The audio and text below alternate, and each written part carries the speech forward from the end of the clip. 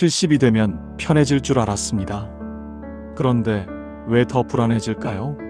이 질문을 마음속 깊이 품고 살아가는 분들이 생각보다 훨씬 많습니다. 젊은 시절에는 바쁘게 살아서 불안했습니다. 아이를 키워야 했고, 집을 마련해야 했고, 직장에서 버텨야 했습니다. 그렇게 숨가쁘게 달려왔는데, 이제 그 모든 것이 어느 정도 끝났습니다. 아이들은 다 컸고, 집도 있고, 퇴직도 했습니다. 이제야말로 쉬어도 되는 시간인데, 이상하게도 마음은 더 무겁습니다. 눈을 뜨면 무언가 모를 허전함이 먼저 찾아옵니다. 통장 잔고를 확인하면서 이 돈이 내가 죽을 때까지 버텨줄까 하는 생각이 들고, 거울을 보면 어느새 노인이 되어 있는 자신이 낯섭니다.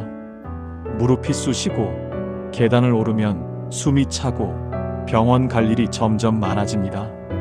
자식들에게 전화라도 하면 바쁘다는 말이 먼저 돌아오고, 오랜 친구들은 하나둘 세상을 떠나고 있습니다. 명절에 모이는 가족도 예전 같지 않고 무언가 조금씩 빠져나가는 느낌. 그 느낌이 쌓이면 불안이 됩니다. 경북 안동에 사는 73세의 이정희 씨는 남편과 함께 30년 넘게 농사를 지었습니다. 아들 둘을 대학까지 보내고 그 아이들이 서울에 자리 잡는 것을 보았습니다. 따로 은퇴를 선언한 것도 아니었지만 어느 날 몸이 예전 같지 않다는 걸 느꼈고 밭일을 줄이기 시작했습니다. 그런데 이상한 일이 벌어졌습니다. 더 한가해졌는데도 불안이 커진 것입니다. 새벽 4시에 눈이 떠지고 다시 잠을 자려 해도 잠이 오지 않았습니다. 이정혜 씨는 이렇게 말했습니다. 일을 할 때는 몸은 힘들어도 마음은 바빠서 잡생각이 없었는데 지금은 몸은 쉬는데 마음이 더 바빠요. 뭘 해야 하는지 모르겠고 내가 지금 뭘 하고 있는 건지도 모르겠어요. 이 이야기가 낯설지 않으시죠? 어쩌면 지금 이 영상을 보고 계신 여러분의 이야기일 수도 있습니다. 퇴직 3년 이내라면 꼭 끝까지 보셔야 합니다. 지금부터 드리는 이야기는 단순한 위로가 아닙니다. 70 이후의 불안이 어디서 오는지, 그리고 어떻게 하면 그 불안에서 벗어나 정말로 편안한 삶을 살 수 있는지에 대한 진지한 이야기입니다. 많은 분들이 불안한 이유를 막연하게 나이 때문이라고 생각합니다. 그러나 나이는 핑계일 뿐입니다. 불안에는 반드시 구체적인 이유가 있습니다. 그 이유를 정확히 알아야 비로소 벗어날 수 있습니다. 오늘 이 이야기 속에 반드시 당신의 이야기가 있습니다. 함께 천천히 들어가 보겠습니다. 왜 70이 되면 더 불안해질까요? 많은 분들이 그냥 나이 드는 게 무서운 것이라고 치부하십니다. 하지만 그게 전부가 아닙니다. 불안은 언제나 이유가 있고 그 이유를 들여다보면 반드시 해결의 실마리가 있습니다. 지금부터 그 이유를 하나하나 짚어드리겠습니다. 70 이후 불안이 커지는 진짜 이유. 첫 번째는 죽음에 대한 불안을 인정하지 않기입니다. 가장 말하기 어려운 것부터 시작하겠습니다. 70 이후에 불안이 커지는 가장 큰 이유 중 하나는 죽음에 대한 두려움입니다. 그런데 많은 분들이 이것을 인정하지 않습니다. 나는 그런 것 안 두렵다고 말씀하시는 분들도 있습니다. 하지만 잠 못 드는 새벽에 혼자 침대에 누워 있을 때, 오랜 친구의 부고를 받았을 때, 건강검진 결과를 기다리는 그 짧은 순간에 심장이 쿵 내려앉는 그 느낌. 그것이 바로 죽음에 대한 두려움입니다. 그 두려움을 인정하지 않으면 어떻게 될까요? 두려움은 사라지지 않습니다. 단지 모양을 바꿔서 나타납니다. 충청남도 보령에 사는 74세 최병수 씨는 평생 보험 영업을 했습니다. 젊은 시절부터 죽음에 대해 늘 이야기하는 직업을 가졌지만 정작 본인의 죽음은 한 번도 깊이 생각해 본 적이 없었습니다. 그런데 지난해 초등학교 때부터의 친구가 갑자기 세상을 떠났습니다. 뇌졸중이었습니다. 멀쩡하게 바둑을 두다 쓰러졌고 사흘 만에 눈을 감았습니다. 그 장례식을 마치고 집에 돌아온 최병수 씨는 며칠 동안 이상한 상태가 됐습니다. 밥맛이 없었고 TV를 봐도 아무것도 눈에 들어오지 않았습니다. 그리고 자꾸 이런 생각이 들었습니다. 나는 언제까지일까? 나는 몇 년이나 남았을까? 내가 죽으면 누가 울어줄까? 그런데 이런 생각이 드는 것 자체가 너무 무서워서 애써 다른 생각을 하려 했습니다. 텔레비전 볼륨을 높이고, 낮에도 이웃집에 불쑥 찾아가고, 밤에는 스마트폰으로 뉴스를 계속 보았습니다. 혼자 있는 시간이 싫어진 것입니다. 최병수 씨는 나중에 이렇게 고백했습니다. 죽음을 생각하는 게 무서운 게 아니에요. 그 생각을 피하려고 하다 보니 오히려 모든 것이 불안해졌어요. 이 고백 속에 중요한 진실이 있습니다.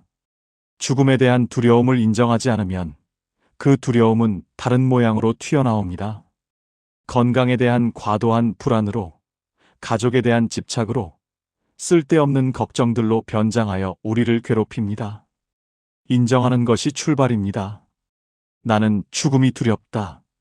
그리고 그것은 당연한 인간의 감정이다.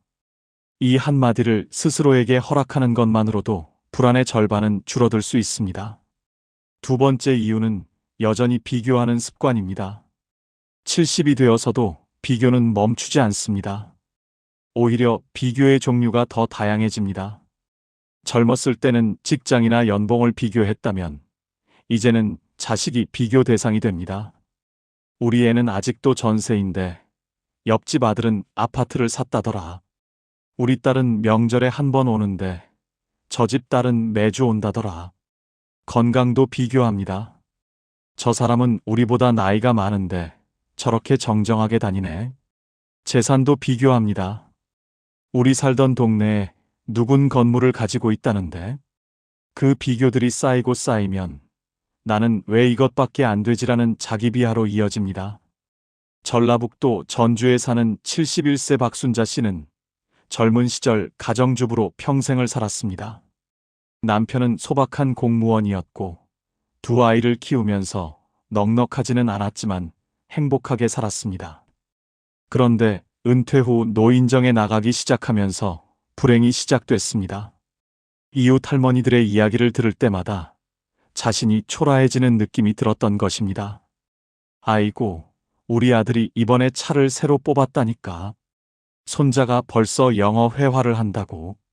우리 남편이 용돈을 이만큼 줘요. 집에 돌아오면 박순자 씨는 남편에게 괜한 짜증을 냈습니다. 그리고 혼자 이런 생각을 했습니다.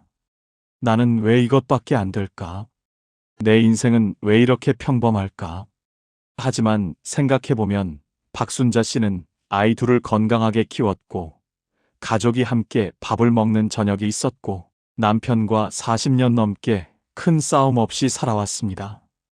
그것이 얼마나 귀한 일인지 비교하는 습관이 가려버린 것입니다. 비교는 언제나 우리를 패배자로 만듭니다.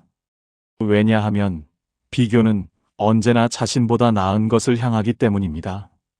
나보다 더 나은 사람은 언제나 존재합니다. 그 무한한 비교의 사다리를 오르는 한 평안은 오지 않습니다. 세 번째 이유는 쓸모를 증명하려는 강박입니다. 퇴직 후에 많은 분들이 이런 말씀을 하십니다. 내가 뭘 해야 할지 모르겠어요. 그런데 이 말의 이면에는 조금 더 정확한 감정이 숨어 있습니다. 내가 아무것도 하지 않으면 쓸모없는 사람이 되는 것 같다는 두려움입니다. 수십 년 동안 일을 해왔습니다. 이를 통해 내가 누구인지 정의했습니다. 직함이 있었고, 해야 할 역할이 있었고, 나를 필요로 하는 사람들이 있었습니다. 그런데 그것이 모두 사라지고 나면 갑자기 나는 누구인가라는 질문이 떠오릅니다. 그 질문이 불편해서 일을 억지로 만들기 시작합니다. 필요도 없는데 봉사활동에 여러 개를 등록하고 무리하게 파트타임 일을 찾고 자식들의 일에 지나치게 관여하기도 합니다. 몸이 힘든데도 쉬지 못하는 이유는 쉬면 쓸모없어진다는 두려움 때문입니다. 하지만 생각해 보세요. 쓸모가 있어서 인간이 가치가 있는 게 아닙니다. 인간이기 때문에 가치가 있는 것입니다. 그 순서를 바꾸는 것이 70 이후 평안의 핵심입니다. 네 번째 이유는 관계를 정리하지 못하는 의무감입니다. 70이 되어도 여전히 피곤한 인연을 끊지 못하는 분들이 많습니다. 40년 직이라는 이유로, 친척이라는 이유로, 오랜 이웃이라는 이유로 사실은 만날 때마다 기분이 불쾌하고 에너지가 빠져나가는 관계를 유지합니다. 젊었을 때는 어느 정도 버텨낼 체력이 있었습니다. 하지만 70이 넘으면 몸의 체력만 줄어드는 것이 아닙니다. 감정을 처리하는 에너지도 줄어듭니다. 불편한 자리에서 웃어야 하고, 듣기 싫은 말을 참아야 하고, 맞지 않는 사람과 시간을 보내는 것 자체가 이제는 크게 소진되는 일이 됩니다. 그런데도 끊지 못합니다. 의리라고 생각하고, 내가 너무 예민한 것이라고 자책하기도 합니다. 그 의무감이 삶을 무겁게 만들고 있습니다. 관계는 의무가 아닙니다. 관계는 나눔이어야 합니다. 한쪽만 소진되는 관계는 관계가 아니라 부담입니다. 다섯 번째 이유는 성과 중심 사고를 내려놓지 못함입니다. 평생을 더 나아져야 한다는 생각으로 살아왔습니다. 더 좋은 집, 더 많은 저축, 더 나은 자식들, 더 건강한 몸. 무언가를 향해 나아가는 것이 삶이라고 배웠습니다. 그런데 70이 넘으면 그 성장의 방향이 달라지기 시작합니다. 몸은 이제 더 강해지지 않습니다. 재산은 늘어나기보다 쓰는 쪽이 됩니다. 더 높이 올라갈 사다리도 없습니다. 그때 찾아오는 것이 바로 내려가고 있는 것 같다는 두려움입니다. 쉬면서 죄책감이 드는 것도 이 때문입니다. 아무것도 하지 않는 하루가 낭비된 하루처럼 느껴집니다. 일찍 일어나지 않으면 게으른 것 같고, 배우지 않으면 뒤처지는 것 같고, 운동을 빠지면 건강을 포기한 것 같습니다. 이 성과 중심의 사고방식이 은퇴 후에도 우리를 놓아주지 않습니다. 하지만 한번 생각해 보십시오. 이제 성과를 위해 사는 시대는 지났습니다. 이제는 의미를 위해 사는 시대입니다. 성과는 숫자로 측정되지만 의미는 마음으로 느낍니다. 그 전환이 70 이후의 삶을 바꿉니다. 자, 이 다섯 가지를 하나로 묶을 수 있습니다. 70 이후 불안의 본질은 내려놓지 못함입니다. 죽음을 인정하지 않으려는 마음, 비교를 멈추지 못하는 마음, 쓸모를 증명하려는 마음, 관계를 정리하지 못하는 마음, 성과를 포기하지 못하는 마음. 이 모든 것이 내려놓지 못하는 마음에서 비롯됩니다. 그렇다면 어떻게 내려놓을 수 있을까요? 이제부터가 오늘 이야기의 핵심입니다. 70세부터는 이렇게 살아야 마음이 편안해집니다. 첫 번째, 하루를 단순하게 줄이기입니다. 공자는 이런 말을 남겼습니다. 지족자부, 족함을 아는 자가 진정한 부자라는 뜻입니다. 하루의 족함을 아는 것, 그것이 바로 70 이후의 삶에서 가장 중요한 지혜입니다. 많은 분들이 하루를 너무 빽빽하게 채우려 합니다. 아침에 운동, 오전에 노인 대학, 점심에 친구 약속, 오후에 손자 돌봄, 저녁에 교회. 이렇게 일정이 가득 찬 하루를 잘 살고 있는 것이라고 생각합니다. 그런데 정작 집에 돌아오면 너무 지쳐서 아무것도 할 수가 없고 다음날 아침에 눈을 뜨면 또 그 루틴을 반복해야 한다는 부담감이 밀려옵니다. 이렇게 채운 하루가 정말 풍요로운 하루일까요? 아니면 단지 바쁜 하루일까요? 이 둘은 다릅니다. 풍요롭다는 것은 마음이 충만하다는 것이고, 바쁘다는 것은 몸이 소진된다는 것입니다. 이제는 하루 할 일을 세 가지로 줄여보세요. 딱 세 가지입니다. 오늘 반드시 해야 할 일 하나, 하고 싶은 일 하나, 그리고 쉬는 시간 하나. 그게 전부입니다. 약속도 마찬가지입니다. 약속과 약속 사이에 반드시 쉬는 시간을 넣으세요. 약속이 끝나고 집에 돌아와서 1시간이라도 쉰 후에 다음 약속을 잡는 것입니다. 처음에는 뭔가를 덜 하는 것 같아서 불안할 수 있습니다. 하지만 하루가 가벼워지면 마음도 가벼워집니다. 그것이 70 이후 하루의 진짜 풍요입니다. 두 번째, 비교를 과거의 나로 바꾸기입니다. 비교를 완전히 없애는 것은 불가능합니다. 인간은 원래 비교를 통해 자신을 정의하는 존재입니다. 그러나 비교의 대상을 바꿀 수는 있습니다. 옆집 친구나 모임의 누군가와 비교하는 것이 아니라 10년 전의 나와 비교하는 것입니다. 10년 전에는 할 수 없었던 일이 지금은 가능한가요? 10년 전보다 내 삶이 더 풍요로워진 부분이 있나요? 경험이 쌓였고, 마음이 넓어졌고, 작은 것에서 기쁨을 찾는 법을 조금은 알게 되었나요? 그것이 성장입니다. 10년 전에 나는 새벽에 빵 하나를 먹으면서도 걱정에 잠 못 들었는데, 지금의 나는 그 걱정들이 어느 정도 해결됐습니다.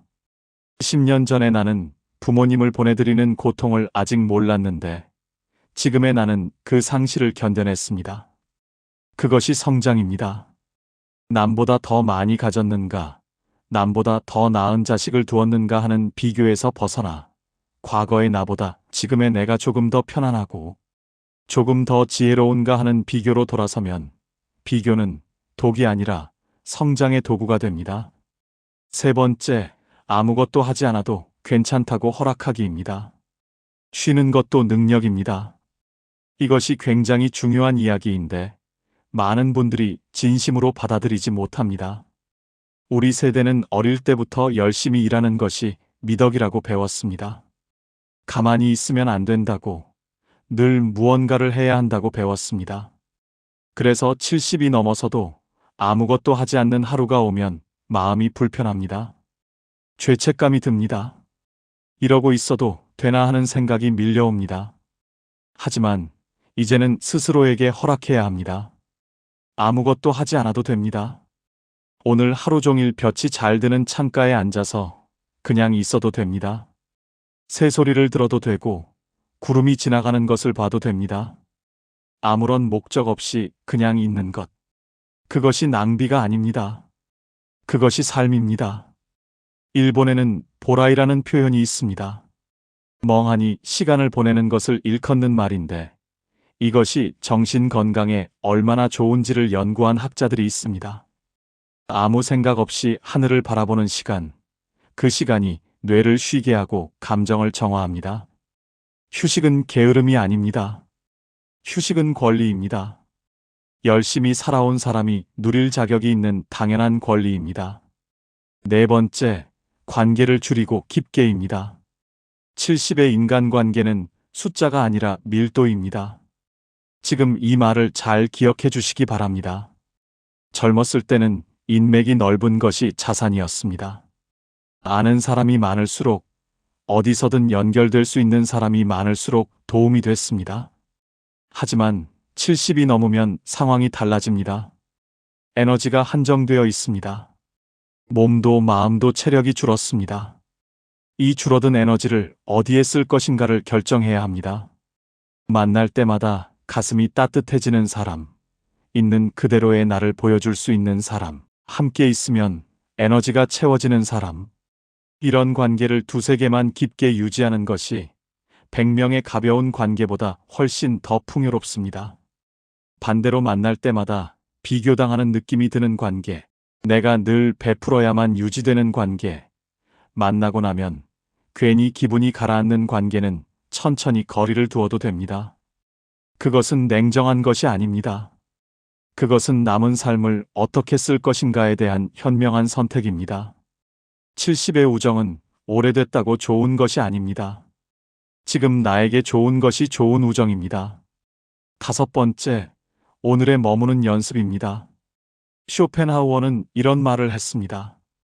행복은 먼 곳에 있지 않다고, 가장 보통의 일상 속에 행복의 씨앗이 있다고, 그리고 그 씨앗을 발견하는 것은 외부 조건이 아니라 내면의 태도에 달려 있다고 했습니다. 우리는 너무 자주 과거를 후회하거나 미래를 걱정하며 시간을 보냅니다. 70이 넘으면 이 경향이 더 강해집니다. 그때 이렇게 했더라면 하는 후회와 앞으로 어떻게 되려나 하는 걱정이 현재를 갉아먹습니다. 그런데 사실 우리가 살 수 있는 것은 오직 지금 이 순간뿐입니다. 지금 이 순간, 창문으로 들어오는 햇살, 오늘 아침에 먹은 따뜻한 밥 한 공기, 마당에 핀 작은 꽃 한 송이, 저녁에 마시는 커피 한 잔, 천천히 걷는 동네 한 바퀴. 이 평범한 것들이 사실은 대단히 소중한 것들입니다. 건강이 허락할 때 걸을 수 있다는 것, 음식 맛을 느낄 수 있다는 것, 햇살을 느낄 수 있다는 것. 이것이 얼마나 귀한 일인지는 그것을 잃어버렸을 때에야 비로소 알게 됩니다. 아직 잃어버리기 전에 오늘 이 순간에 머물러 보세요. 그 연습이 쌓이면 평온이 됩니다. 오늘 저녁 창밖을 한번 내다보세요. 그냥 보세요. 뭔가를 생각하려 하지 말고 그냥 거기 있는 것들을 바라보세요. 그것이 오늘의 머무는 연습의 시작입니다. 6번째, 죽음을 인정하면 오히려 삶이 가벼워집니다. 끝이 있다는 것을 알면 오늘이 선물이 됩니다. 이 말이 처음에는 이상하게 들릴 수 있습니다. 죽음을 생각하면 우울해질 것 같은데 어떻게 삶이 가벼워진다는 것인가요? 조선 후기의 실학자 정약용은 유배지 강진에서 이런 이야기를 남겼습니다. 인간은 언제 어디서 삶이 끝날지 알 수 없기 때문에 오늘 이 순간을 최선을 다해 살아야 한다고. 그는 강진 유배 시절 모든 것을 잃었습니다. 벼슬도 재산도 가족과 함께하는 일상도.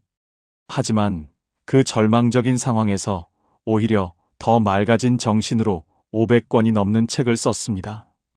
죽음이 언제든 올 수 있다는 사실이 그를 오히려 더 살아있게 만든 것입니다. 죽음을 억지로 피하려 하지 말고 담담하게 인정해 보세요. 그래, 나는 언젠가는 간다. 그렇다면 오늘 하루를 어떻게 살 것인가? 이 질문을 품으면 삶이 달라집니다.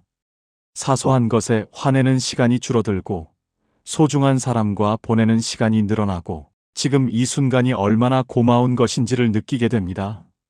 죽음은 삶의 끝이지만 죽음을 인정하는 것은 삶의 시작이 될 수 있습니다.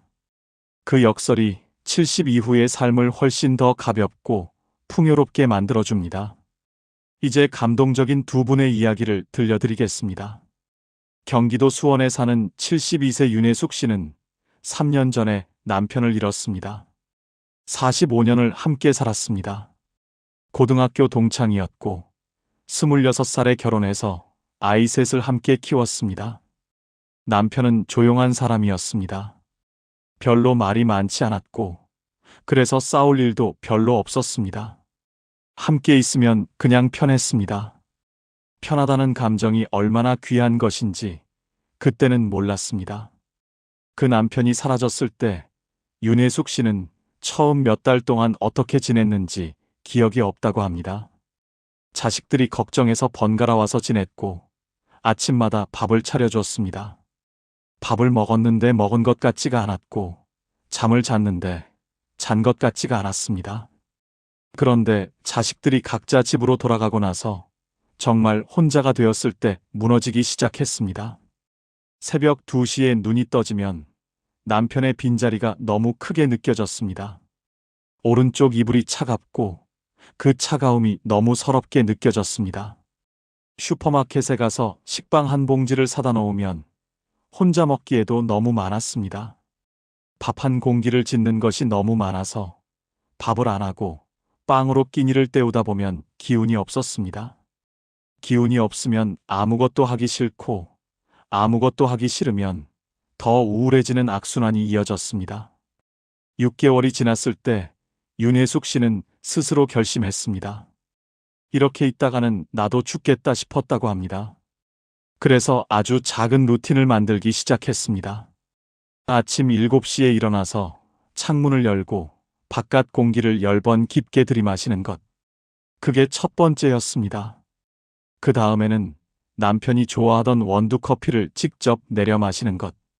커피를 마시면서 남편한테 오늘 하루 어떻게 보낼지 말을 거는 것. 오늘은 마트 좀 다녀올게요. 저녁에 된장찌개 해 먹을 거예요. 혼자 중얼거리는 것이 처음에는 이상하게 느껴졌지만 점점 그 시간이 기다려졌습니다. 그 루틴이 하루의 닻이 되어 주었습니다. 흔들리는 배도 닻이 있으면 제자리를 찾을 수 있는 것처럼 루틴이 윤혜숙 씨의 하루를 붙잡아 주었습니다. 한 달이 지나자 루틴이 두 개가 됐습니다. 오전 10시에 동네를 한 바퀴 도는 것이 추가됐습니다. 처음에는 고개를 숙이고 걸었습니다. 마주치는 사람들과 눈이 마주치면 왠지 자신이 불쌍하게 보일 것 같아서였습니다. 그런데 2달쯤 지나자 고개가 올라갔습니다. 길가에 꽃이 보이기 시작했습니다. 강아지를 산책시키는 이웃이 웃으며 인사를 건넸을 때 오랜만에 미소가 지어졌습니다. 1년이 지난 지금 윤혜숙 씨는 동네 걷기 모임에 나갑니다. 일주일에 2번, 오전 8시에 공원에서 3명이 함께 걷습니다. 많이 웃지는 않습니다. 화려하게 살지도 않습니다. 그러나 아침에 눈을 뜰 때 오늘 하루를 살겠다는 마음이 생긴다고 합니다. 그것으로 충분합니다. 그것으로 정말로 충분합니다. 윤혜숙 씨는 이런 말을 했습니다. 남편이 없어서 슬픈 건 여전해요. 그런데 슬픔이 있어도 살아갈 수 있다는 걸 알게 됐어요. 슬픔도 내 삶의 일부라는 걸 이제는 받아들이게 됐어요. 그 한마디가 오늘 이 영상을 보고 계신 분들께 닿기를 바랍니다. 서울 은평구에 사는 75세 강민철 씨는 35년간 중학교 체육교사였습니다. 수백 명의 학생들에게 운동을 가르쳤고 교장까지 올라갔습니다. 퇴직식 날 학교 강당에서 선생님들과 학생들이 박수를 치며 배웅해 줬습니다. 꽃다발도 받고 케이크도 먹고 기념 사진도 찍었습니다. 그리고 집에 돌아왔습니다. 문을 열고 집에 들어섰을 때 아내가 수고했어요 라고 말했습니다. 그게 전부였습니다. 35년간의 일이 그렇게 끝났습니다. 다음 날 아침 알람을 끄고 다시 누웠습니다. 갈 데가 없었습니다. 예전 같으면 이미 학교 운동장에 나가 아이들의 체육 수업 준비를 하고 있을 시간이었습니다. 처음 한 달은 쉬어야 한다고 생각했습니다. 그 다음 한 달은 여행이라도 다녀와야겠다고 생각했습니다. 제주도에 혼자 다녀왔는데 아름다운 경치가 눈에 들어오지 않았습니다. 그냥 왔다 간다는 느낌이었습니다. 아내는 당신 왜 그래? 행복해야 할 거 아니야 라고 했지만 강민철 씨는 행복이 어디서 오는 것인지 모르겠었습니다. 교사로 살 때는 아이들의 성장이 보람이었습니다. 그런데 지금 자신의 삶에는 성장이 보이지 않았습니다. 그냥 매일 똑같이 시간이 흘러가는 것 같았습니다. 6개월이 지나자 몸도 이상해졌습니다. 운동을 안 하니까 살이 찌고, 살이 찌니까 무릎이 아프고, 무릎이 아프니까 더 움직이기 싫어졌습니다. 아내와 다투는 날도 늘었습니다. 하루 종일 집에 있으니 사소한 것에도 부딪혔습니다. 그러다 어느 날 은평 지역 복지관에서 운동 봉사자를 모집한다는 전단지를 봤습니다. 노인들을 대상으로 간단한 스트레칭과 가벼운 체조를 가르쳐줄 사람을 찾는다는 내용이었습니다. 강민철 씨는 처음에는 망설였습니다. 봉사라니, 나 같은 사람이 봉사를 해도 되나? 교장까지 한 사람인데. 하지만 그냥 한번 가봤습니다. 거창하게 생각하지 않기로 했습니다. 그냥 한 번만 가보기로 했습니다. 복지관에 처음 들어섰을 때 70대, 80대 어르신 15명이 의자에 앉아 기다리고 있었습니다. 강민철 씨가 앞에 서서 천천히 팔을 올렸다 내렸다 하는 동작을 보여주자 어르신들이 따라 했습니다. 어떤 분은 팔이 잘 올라가지 않아서 눈살을 찌푸리고 어떤 분은 킬킬 웃으면서 이게 생각보다 어렵네요 라고 했습니다. 수업이 끝나고 한 할머니가 다가와서 말했습니다. 선생님 덕분에 몸이 좀 풀렸어요. 다음 주에도 오실 거죠? 그 한마디였습니다. 그 한마디에 강민철 씨의 눈이 뜨거워졌습니다. 집에 돌아오는 버스 안에서 오랜만에 내가 필요한 사람이구나라는 느낌이 들었습니다. 그게 2년 전의 일입니다. 지금 강민철 씨는 일주일에 3번 봉사를 나갑니다.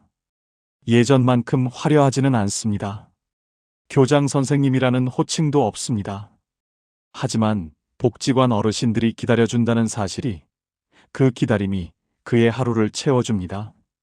강민철 씨가 나중에 이런 말을 했습니다. 은퇴하고 나서 한동안 내가 쓸모없다고 느꼈어요. 그런데 지금 생각해보면 쓸모 있어야 산다는 생각 자체가 잘못된 거였어요. 나는 그냥 나이기 때문에 살아야 하는 거지 쓸모가 있어서 사는 게 아니잖아요. 근데 그 사실을 이해하는데 1년이 걸렸어요.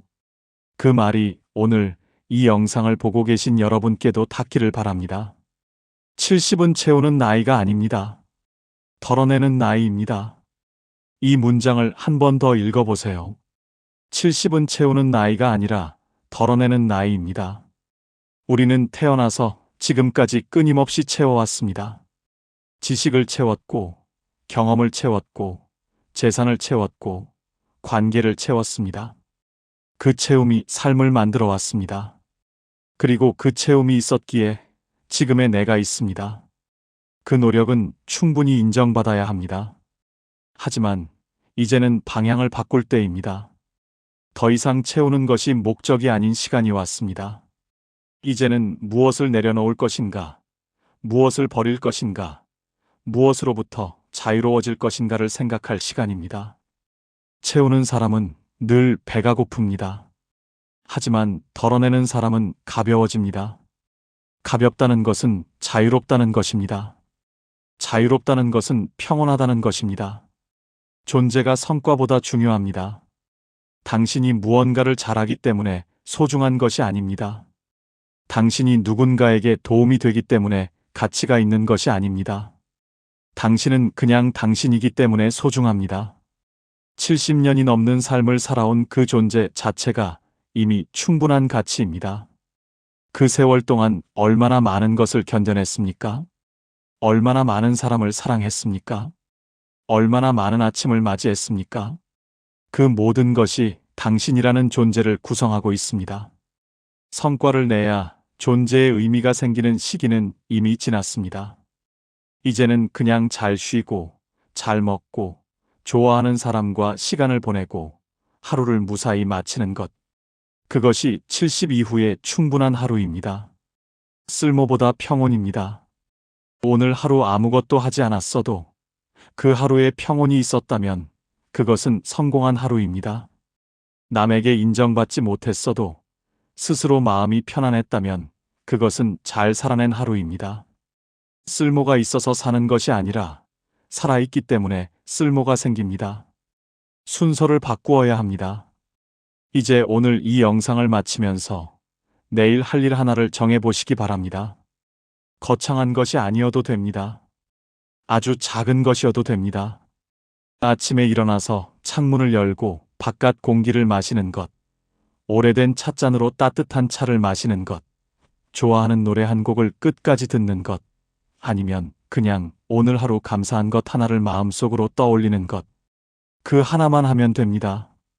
그게 전부입니다. 그 하나가 내일의 하루를 조금 더 가볍게 만들어줄 것입니다. 그리고 지금 이 질문을 드립니다. 지금 무엇 하나를 내려놓으시겠습니까? 비교를 내려놓으시겠습니까? 쓸모를 증명해야 한다는 강박을 내려놓으시겠습니까? 피곤한 관계를 내려놓으시겠습니까? 아니면 오늘 하루를 낭비했다는 죄책감을 내려놓으시겠습니까? 무엇이든 괜찮습니다. 하나만 골라서 내려놓아 보세요.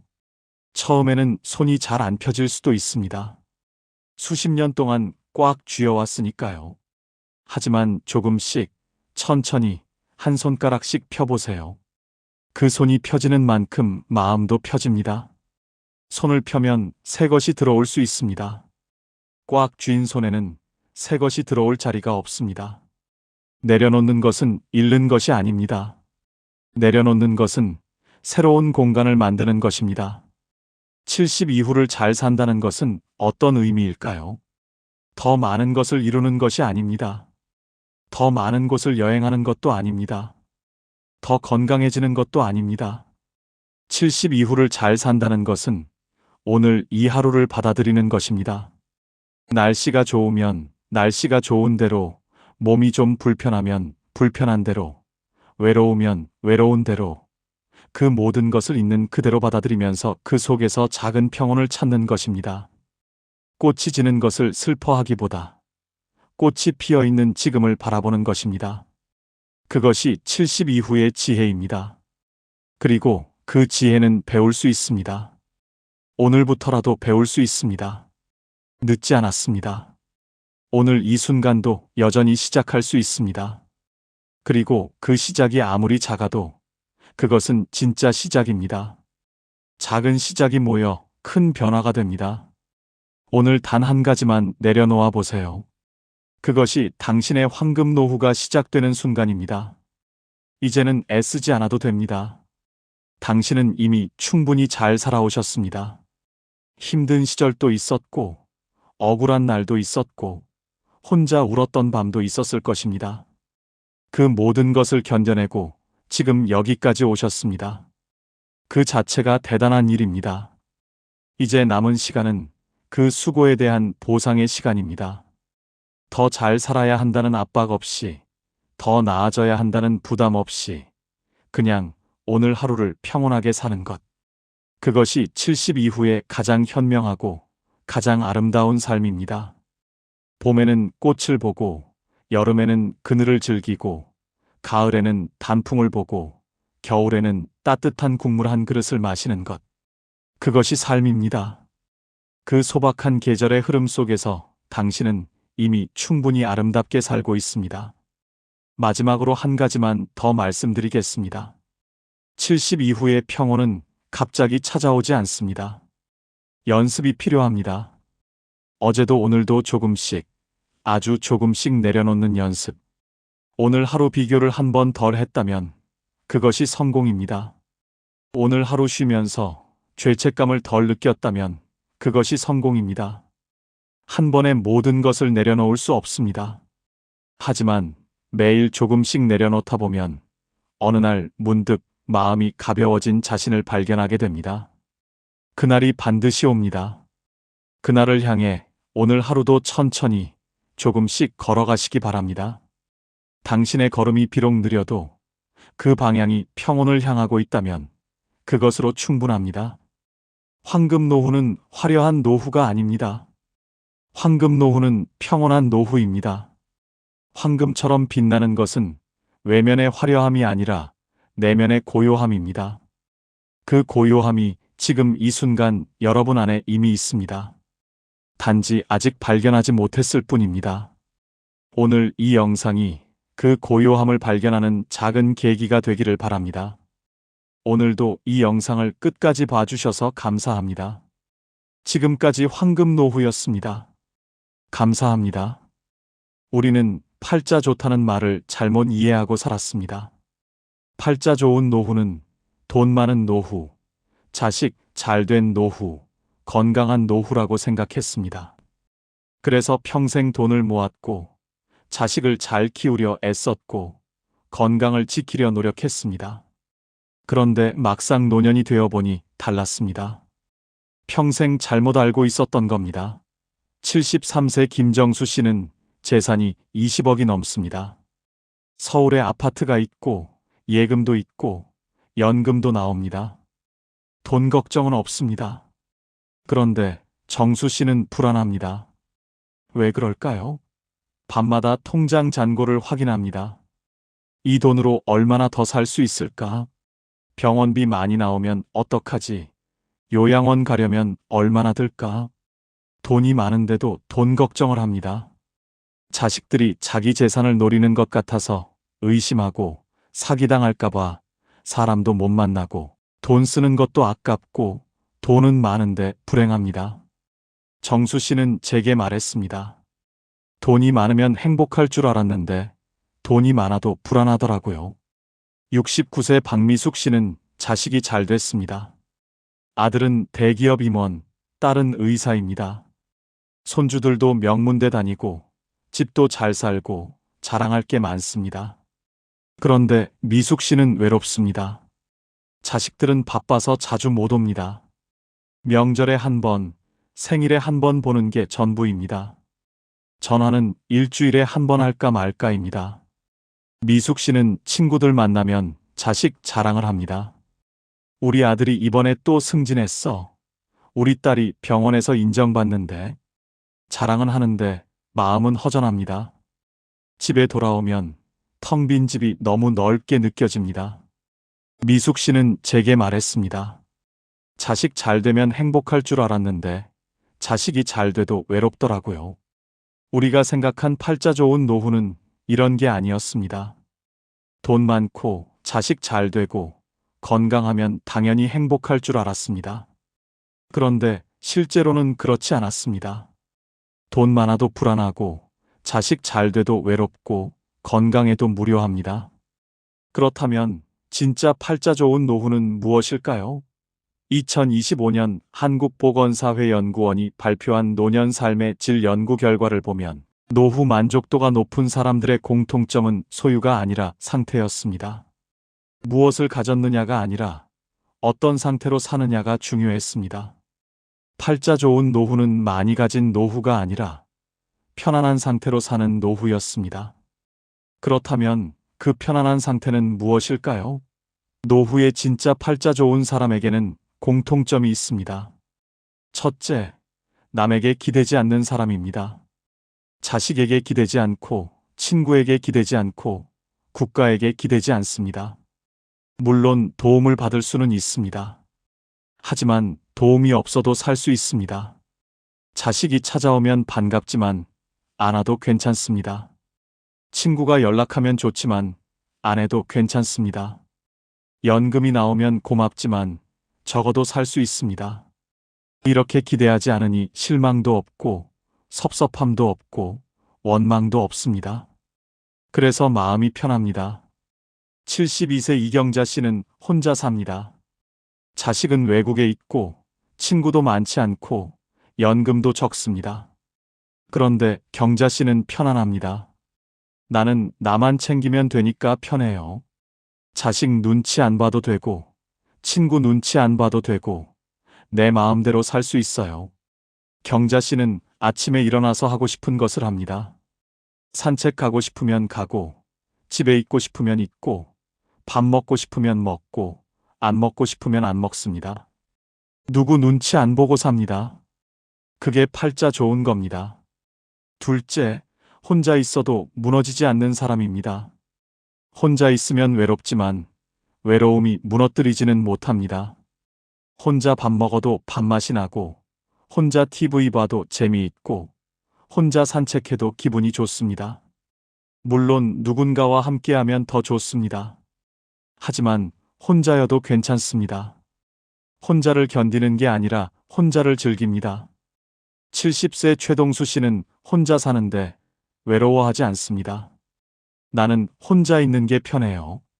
아침에 일어나서 커피 한 잔 마시고 신문 보고 산책 나가고 도서관 가서 책 읽고 집에 와서 음악 듣고 그렇게 하루를 보내요. 외롭다는 생각이 안 들어요. 동수 씨는 혼자 있는 시간을 즐깁니다. 누군가 필요해서 만나는 게 아니라 만나고 싶어서 만납니다. 그래서 관계가 가볍고 부담이 없고 편합니다. 그게 팔자 좋은 겁니다. 셋째, 하루를 스스로 채울 줄 아는 사람입니다. 아침에 일어나서 오늘 뭐 하지가 아니라 오늘 이거 해야지 하고 생각합니다.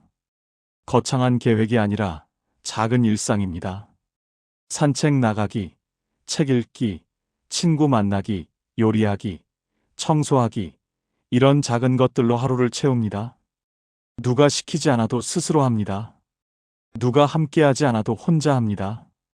그렇게 하루를 채우다 보면 하루가 금방 지나갑니다.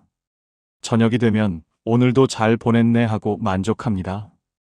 68세 윤정혜 씨는 매일 아침 계획을 세웁니다. 오늘은 산책 가고 도서관 가고 점심은 김치찌개 끓여 먹고 오후에는 드라마 보고 저녁에는 친구한테 전화하고 이렇게 하루를 계획합니다.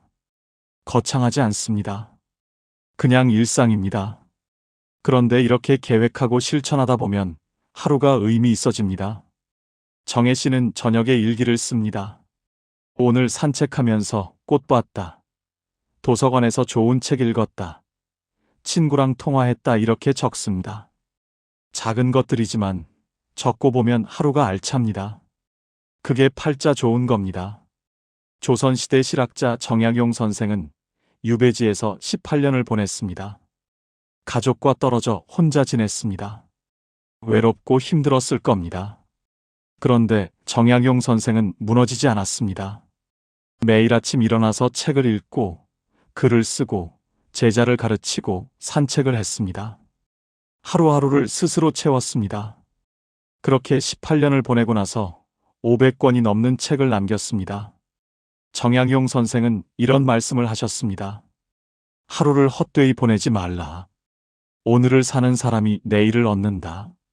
팔자는 타고나는 게 아니라 선택되는 겁니다. 매일 아침 일어나서 오늘을 어떻게 살지 선택하는 것, 그게 팔자를 만듭니다. 그렇다면 구체적으로 노후에 팔자 좋은 사람의 조건은 무엇일까요? 화려하지 않지만 살아보면 가장 중요한 기준들이 있습니다. 첫째, 내 집이 있습니다. 크지 않아도 됩니다. 허름해도 됩니다. 하지만 내 집입니다. 누구 눈치 안 보고 살 수 있는 공간입니다. 아침에 일어나서 거실에 나가도 되고 안 나가도 됩니다. 밥을 먹어도 되고 안 먹어도 됩니다. 청소를 해도 되고 안 해도 됩니다. 내 마음대로입니다. 월세로 사는 노인은 불안합니다. 언제까지 여기 살 수 있을까? 집주인이 나가라고 하면 어디로 가지? 이런 걱정을 합니다. 자식 집에 사는 노인도 불편합니다. 거실에 나가려다가 며느리 눈치 보고 냉장고 열려다가 사위 눈치 보고 방에만 있습니다. 하지만 내 집이 있으면 자유롭습니다. 그게 팔자 좋은 겁니다. 둘째, 빚이 없습니다. 돈이 많지 않아도 됩니다. 하지만 빚은 없습니다. 갚아야 할 돈이 없으니 마음이 편합니다. 매달 이자 걱정 안 해도 되고 독촉 전화 받을 일도 없고 밤에 편하게 잠을 잡니다. 빚이 있는 노인은 잠을 못 잡니다. 밤마다 계산기를 두드립니다. 이자가 얼마지? 원금은 언제 갚지? 죽기 전에 갚을 수 있을까? 걱정이 끝이 없습니다. 하지만 빚이 없으면 편합니다. 적게 살아도 내 것이니까 편합니다. 그게 팔자 좋은 겁니다. 셋째, 고정 수입이 있습니다. 크지 않아도 됩니다. 하지만 매달 일정하게 들어옵니다. 연금이든 임대 수입이든 이자 수입이든 뭐든 매달 들어오는 돈이 있습니다. 이 돈으로 관리비 내고 밥 사 먹고 병원 가고 그렇게 살 수 있습니다. 고정 수입이 없는 노인은 불안합니다. 이번 달은 어떻게 살지? 다음 달은 어떻게 하지? 걱정이 끝이 없습니다. 하지만 고정 수입이 있으면 편합니다. 적어도 계획을 세울 수 있습니다. 그게 팔자 좋은 겁니다. 넷째, 몸이 아직 내 말을 듣습니다. 건강하지 않아도 됩니다. 여기저기 아픈 데가 있어도 됩니다. 하지만 내가 움직이고 싶으면 움직일 수 있습니다. 화장실 혼자 갈 수 있고, 밥 혼자 먹을 수 있고, 옷 혼자 입을 수 있습니다. 완전히 건강하지 않아도 기본적인 것은 혼자 할 수 있습니다. 누워있는 노인은 불행합니다. 화장실 가려면 누군가 도와줘야 하고, 밥 먹으려면 떠먹여줘야 하고, 옷 입으려면 입혀줘야 합니다. 자존심이 상합니다. 하지만 혼자 움직일 수 있으면 자유롭습니다. 그게 팔자 좋은 겁니다. 다섯째, 교통이 편합니다. 집 근처에 버스 정류장이 있고, 지하철역이 있고, 마트가 있고, 병원이 있습니다. 걸어서 갈 수 있는 거리에 다 있습니다. 외진 곳에 사는 노인은 불편합니다. 장 보러 가려면 택시 타야 하고, 병원 가려면 자식 차 얻어 타야 하고, 나갈 때마다 눈치 봅니다. 하지만 교통이 편하면 자유롭습니다. 버스 타고 어디든 갈 수 있습니다. 그게 팔자 좋은 겁니다. 여섯째, 혼자 밥을 먹을 수 있습니다. 누군가 차려주지 않아도 됩니다. 혼자 라면 끓여 먹고, 밥 해 먹고, 김치 꺼내 먹습니다. 맛있지 않아도 됩니다. 거창하지 않아도 됩니다. 하지만 혼자 해 먹을 수 있습니다. 혼자 못 해 먹는 노인은 의존적입니다. 누군가 해줘야 밥을 먹습니다. 자식이 안 오면 굶고 도우미가 안 오면 굶습니다. 하지만 혼자 해먹을 수 있으면 자유롭습니다. 그게 팔자 좋은 겁니다. 일곱째, 내일 할 일이 있습니다. 거창한 일이 아닙니다. 내일 도서관 가야지, 내일 친구 만나야지, 내일 청소해야지, 이런 작은 일입니다. 하지만 내일 할 일이 있으니 내일이 기다려집니다. 할 일 없는 노인은 무료합니다. 내일도 그냥 집에 있겠지. 내일도 TV만 보겠지. 내일이 안 기다려집니다. 하지만 할 일이 있으면 내일이 기다려집니다. 그게 팔자 좋은 겁니다. 여덟째, 통장에 비상금이 있습니다. 많지 않아도 됩니다. 1,000만 원 정도면 됩니다. 갑자기 돈 쓸 일이 생겨도 당황하지 않습니다. 이가 아파서 치과 가야 하면 가고, 안경이 망가져서 새로 맞춰야 하면 맞추고, 보일러가 고장나서 고쳐야 하면 고칩니다. 비상금 없는 노인은 불안합니다. 갑자기 돈 쓸 일이 생기면 자식한테 손 벌려야 합니다. 하지만 비상금이 있으면 편합니다. 그게 팔자 좋은 겁니다. 아홉째, 마음 편한 사람이 한 명 있습니다. 자식이든 친구든 이웃이든 한 명이면 됩니다. 힘들 때 전화할 수 있는 사람, 아플 때 부를 수 있는 사람, 외로울 때 만날 수 있는 사람이 한 명 있습니다. 많을 필요 없습니다. 한 명이면 됩니다. 아무도 없는 노인은 외롭습니다. 힘들어도 혼자 견디고, 아파도 혼자 버티고, 외로워도 혼자 있습니다. 하지만 한 명이라도 있으면 든든합니다. 그게 팔자 좋은 겁니다. 열째, 하루를 후회 없이 마칩니다. 저녁에 잠자리에 들 때 오늘 잘 보냈네 하고 생각합니다. 후회가 없습니다. 오늘 그 사람한테 그렇게 말할 걸, 오늘 그거 할 걸, 이런 후회가 없습니다. 오늘 할 일을 했고, 오늘 만날 사람을 만났고, 오늘 하루를 살았습니다.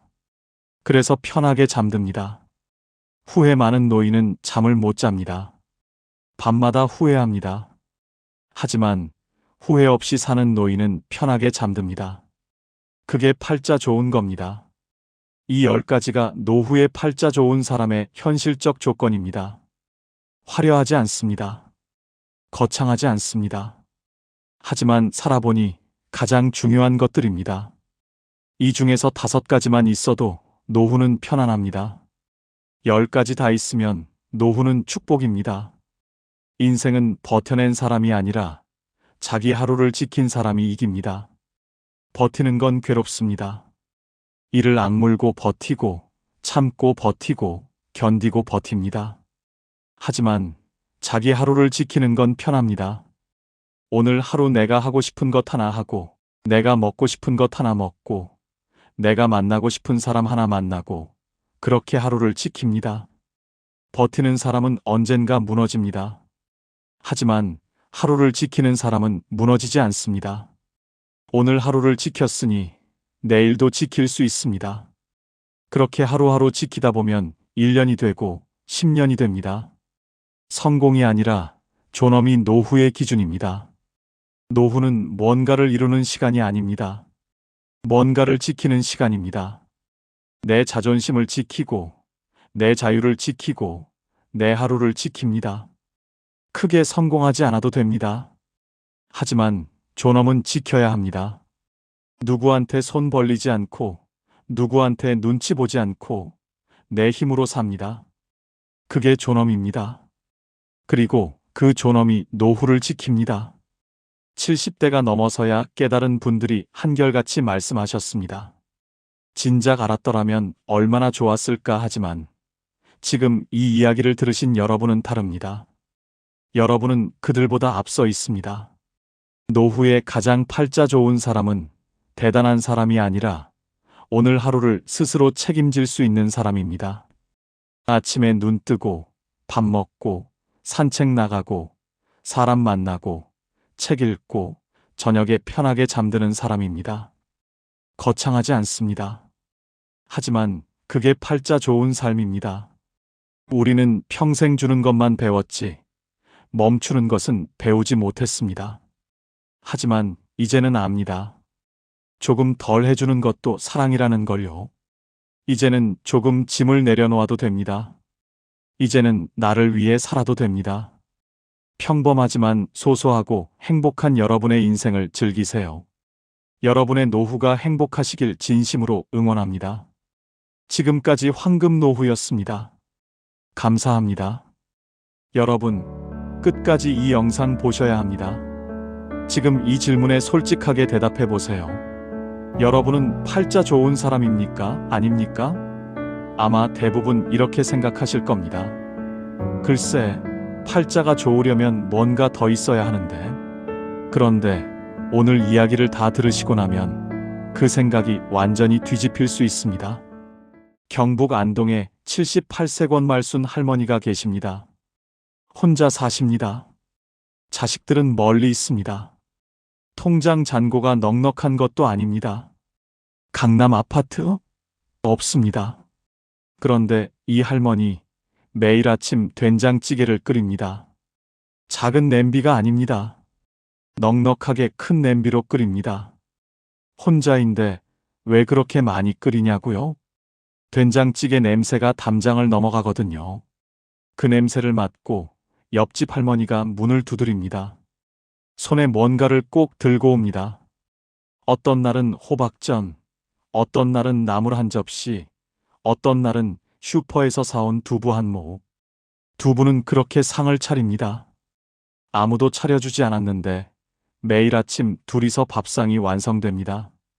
밥 먹고 나서 1시간쯤 앉아 이야기를 나눕니다. 대단한 이야기가 아닙니다. 어젯밤 TV에서 뭘 봤다. 요즘 무릎이 어떻다. 자식한테서 전화가 왔다. 그런 이야기입니다. 그리고 헤어집니다. 다음 날 또 만납니다. 그 다음 날도 또 만납니다. 누군가 할머니께 여쭤봤습니다. 할머니, 요즘 어떻게 사세요? 권말순 할머니가 웃으셨습니다. 잠깐 허공을 보셨습니다. 그리고 이렇게 말씀하셨습니다. 나요? 나 팔자 좋은 사람이에요. 매일 아침 된장찌개 같이 먹을 사람이 있으니까요. 이 말 한마디가 오래 남습니다. 통장에 얼마가 있어서가 아닙니다. 좋은 집이 있어서가 아닙니다. 아침마다 된장찌개 냄새에 문을 두드려줄 사람 한 명. 그게 이 할머니가 말하는 팔자 좋은 이유의 전부였습니다. 여러분, 오늘 이 이야기를 끝까지 들으시면 팔자 좋다는 것이 완전히 다르게 보이기 시작하실 겁니다. 혹시 평생 팔자 좋은 사람을 먼 곳에서 부러워하며 사셨다면 오늘 이 이야기가 끝날 즈음에는 어쩌면 내가 이미 그 사람이었다는 것을 알게 되실지 모릅니다. 지금 어디서 듣고 계신지 댓글로 알려주세요. 구독과 좋아요도 눌러주시고요. 오늘도 끝까지 함께 하겠습니다. 먼저 한 가지 질문을 드리겠습니다. 당신은 팔자 좋은 사람 하면 어떤 사람이 떠오르시나요? 아마 많은 분들이 이런 그림을 떠올리실 겁니다. 돈이 많은 사람, 자식이 잘 된 사람, 몸이 건강한 사람, 넓은 집에 사는 사람. 그런데 오늘 이 이야기를 다 들으시고 나면 그 기준이 완전히 바뀌실 겁니다. 2025년 보건복지부 노인 복지 실태 조사에서 흥미로운 결과가 나왔습니다. 65세 이상 어르신 중 스스로 행복하다고 응답한 분들의 공통점을 분석했더니 자산 규모나 자녀의 성공 여부보다 훨씬 강하게 행복과 연결된 요소가 따로 있었습니다. 하루에 한 번 이상 누군가와 대화하는 것, 매일 기다리는 것이 한 가지 이상 있는 것, 자신이 누군가에게 필요한 존재라고 느끼는 것. 이 세 가지가 돈보다, 건강보다, 자식보다 더 강하게 행복을 결정했습니다. 팔자 좋다는 것은 하늘이 내려주는 것이 아니었습니다. 매일의 작은 선택이 만드는 것이었습니다. 그 선택을 하는 사람이 팔자 좋은 사람입니다. 첫 번째 이야기를 들려드리겠습니다. 충남 홍성에 사시는 75세 박금년 할머니입니다. 이 할머니는 동네에서 유명한 사람입니다. 특별한 이유 때문은 아닙니다. 이 할머니를 만나고 나면 기분이 좋아지기 때문입니다. 왜 기분이 좋아질까요? 이 할머니는 사람을 만나면 반드시 한 가지를 찾아냅니다. 그 사람의 좋은 것 하나를. 슈퍼 사장님을 만나면 사장님, 오늘 진열 참 예쁘게 해놨네요 하고 말합니다. 병원 간호사를 만나면 아가씨, 목소리가 참 따뜻하네요 하고 말합니다. 경로당에서 처음 본 어르신에게는 어머, 그 옷 색깔이 참 잘 어울리시네요 하고 말합니다. 빈말이 아닙니다. 진심입니다. 이 할머니는 사람을 볼 때 좋은 것을 찾는 습관이 있습니다. 오래전부터 그렇게 살았습니다. 그 결과가 어떻게 됐을까요? 이 할머니가 어디를 가든 사람들이 반깁니다. 슈퍼 사장님은 이 할머니가 오면 과일 하나를 더 얹어줍니다. 병원 간호사는 이 할머니 차례가 오면 조금 더 친절합니다. 경로당에서는 이 할머니 옆자리가 먼저 찹니다. 박금년 할머니는 이렇게 말씀하십니다. 내가 팔자가 좋은 게 아니에요. 팔자를 좋게 만든 거예요. 좋은 것을 먼저 말해주면 좋은 것이 나한테 돌아와요. 그게 전부예요. 팔자는 타고나는 것이 아니라 만드는 것입니다. 박금년 할머니가 그것을 몸으로 보여주고 있습니다. 여러분, 오늘 만나는 사람에게 좋은 것 하나만 찾아보시겠어요? 그 한마디가 당신의 팔자를 조금씩 바꾸기 시작할 겁니다. 두 번째 이야기입니다. 전남 여수에 사시는 79세 이분선 할머니입니다. 이 할머니는 혼자 사십니다. 자식은 서울에 있고 남편은 7년 전에 먼저 떠났습니다. 주변에서 보면 딱한 상황이에요. 그런데 이 할머니를 직접 만나면 생각이 바뀝니다. 이 할머니의 하루를 한번 따라가 보겠습니다. 아침 6시 반, 할머니는 눈을 뜹니다. 제일 먼저 창문을 엽니다. 여수 바다 냄새가 들어옵니다. 할머니는 그 냄새를 한번 깊이 들이마십니다. 그리고 혼자 말합니다. 오늘도 왔네. 바다 냄새를 맡는 그 30초가 하루의 시작입니다. 아침을 먹고 나면 마당에 나가 화단을 들여다봅니다. 무슨 꽃이 폈나, 어제보다 얼마나 자랐나. 그 관찰이 10분을 채웁니다. 오전에는 동네 어르신 돌봄센터에서 하는 손뜨개 모임에 나갑니다. 일주일에 2번입니다. 거기서 만든 목도리를 복지관에 기부합니다. 오후에는 좋아하는 라디오를 틀어놓고 집안일을 합니다. 저녁을 먹고 나면 서울에 있는 딸에게 문자를 보냅니다. 길지 않습니다. 오늘 여수 석양이 참 예뻤어. 너도 좋은 하루였으면 좋겠다. 딸은 그 문자를 받고 항상 이렇게 답합니다. 엄마, 오늘도 수고했어. 사랑해. 그 짧은 문자 교환이 이분선 할머니의 하루를 닫아줍니다. 이 할머니는 이렇게 말씀하십니다. 나 팔자 좋아요. 아침에 바다 냄새 맡을 수 있고, 꽃이 자라는 거 볼 수 있고, 저녁에 딸한테 문자 보낼 수 있잖아요. 이것보다 더 팔자 좋은 게 어디 있어요? 억만금이 없어도 이분선 할머니는 팔자 좋은 사람입니다. 매일 감사할 것을 찾는 눈이 있기 때문입니다. 여기서 여러분께 여쭤봐도 될까요? 오늘 아침 눈을 뜨고 나서 제일 먼저 한 생각이 무엇이었나요? 아휴, 오늘 또 하루가 시작됐구나 였나요? 아니면 와, 오늘 바람 소리가 정말 좋다 였나요? 같은 아침인데 어떤 생각으로 시작하느냐가 그 하루 전체를 바꿉니다. 팔자 좋은 사람들은 아침을 다르게 시작합니다. 세 번째 이야기를 들려드리겠습니다. 이 이야기는 조금 특별합니다. 팔자 나쁘다고 스스로 생각했던 분이 팔자 좋은 사람이 된 이야기입니다. 경기도 평택에 사시는 72세 오말숙 할머니입니다. 이 할머니는 3년 전까지만 해도 스스로를 팔자 기구한 사람이라고 생각했습니다. 이유가 있었습니다. 남편은 사업 실패로 일찍 세상을 떴고 자식 둘은 각자 살기 바빠 자주 오지 못하고 몸은 무릎이 아프고 혈압도 높았습니다. 작은 임대 아파트에 혼자 살았습니다. 주변 친구들이 손주 봐준다고 자식 집에 가 있고 남편과 여행 다닌다는 이야기를 들을 때마다 속이 쓰렸습니다. 나는 왜 이렇게 살까? 나는 왜 이 모양일까? 그 생각이 하루에도 몇 번씩 들었습니다. 그러다 3년 전 어느 날 복지관에서 하는 인생 글쓰기 수업에 나가게 됐습니다. 특별한 기대는 없었습니다. 그냥 집에 있기 심심해서 나갔습니다. 첫 수업에서 선생님이 이런 주제를 주었습니다. 내가 살면서 가장 잘한 일 하나를 써보세요.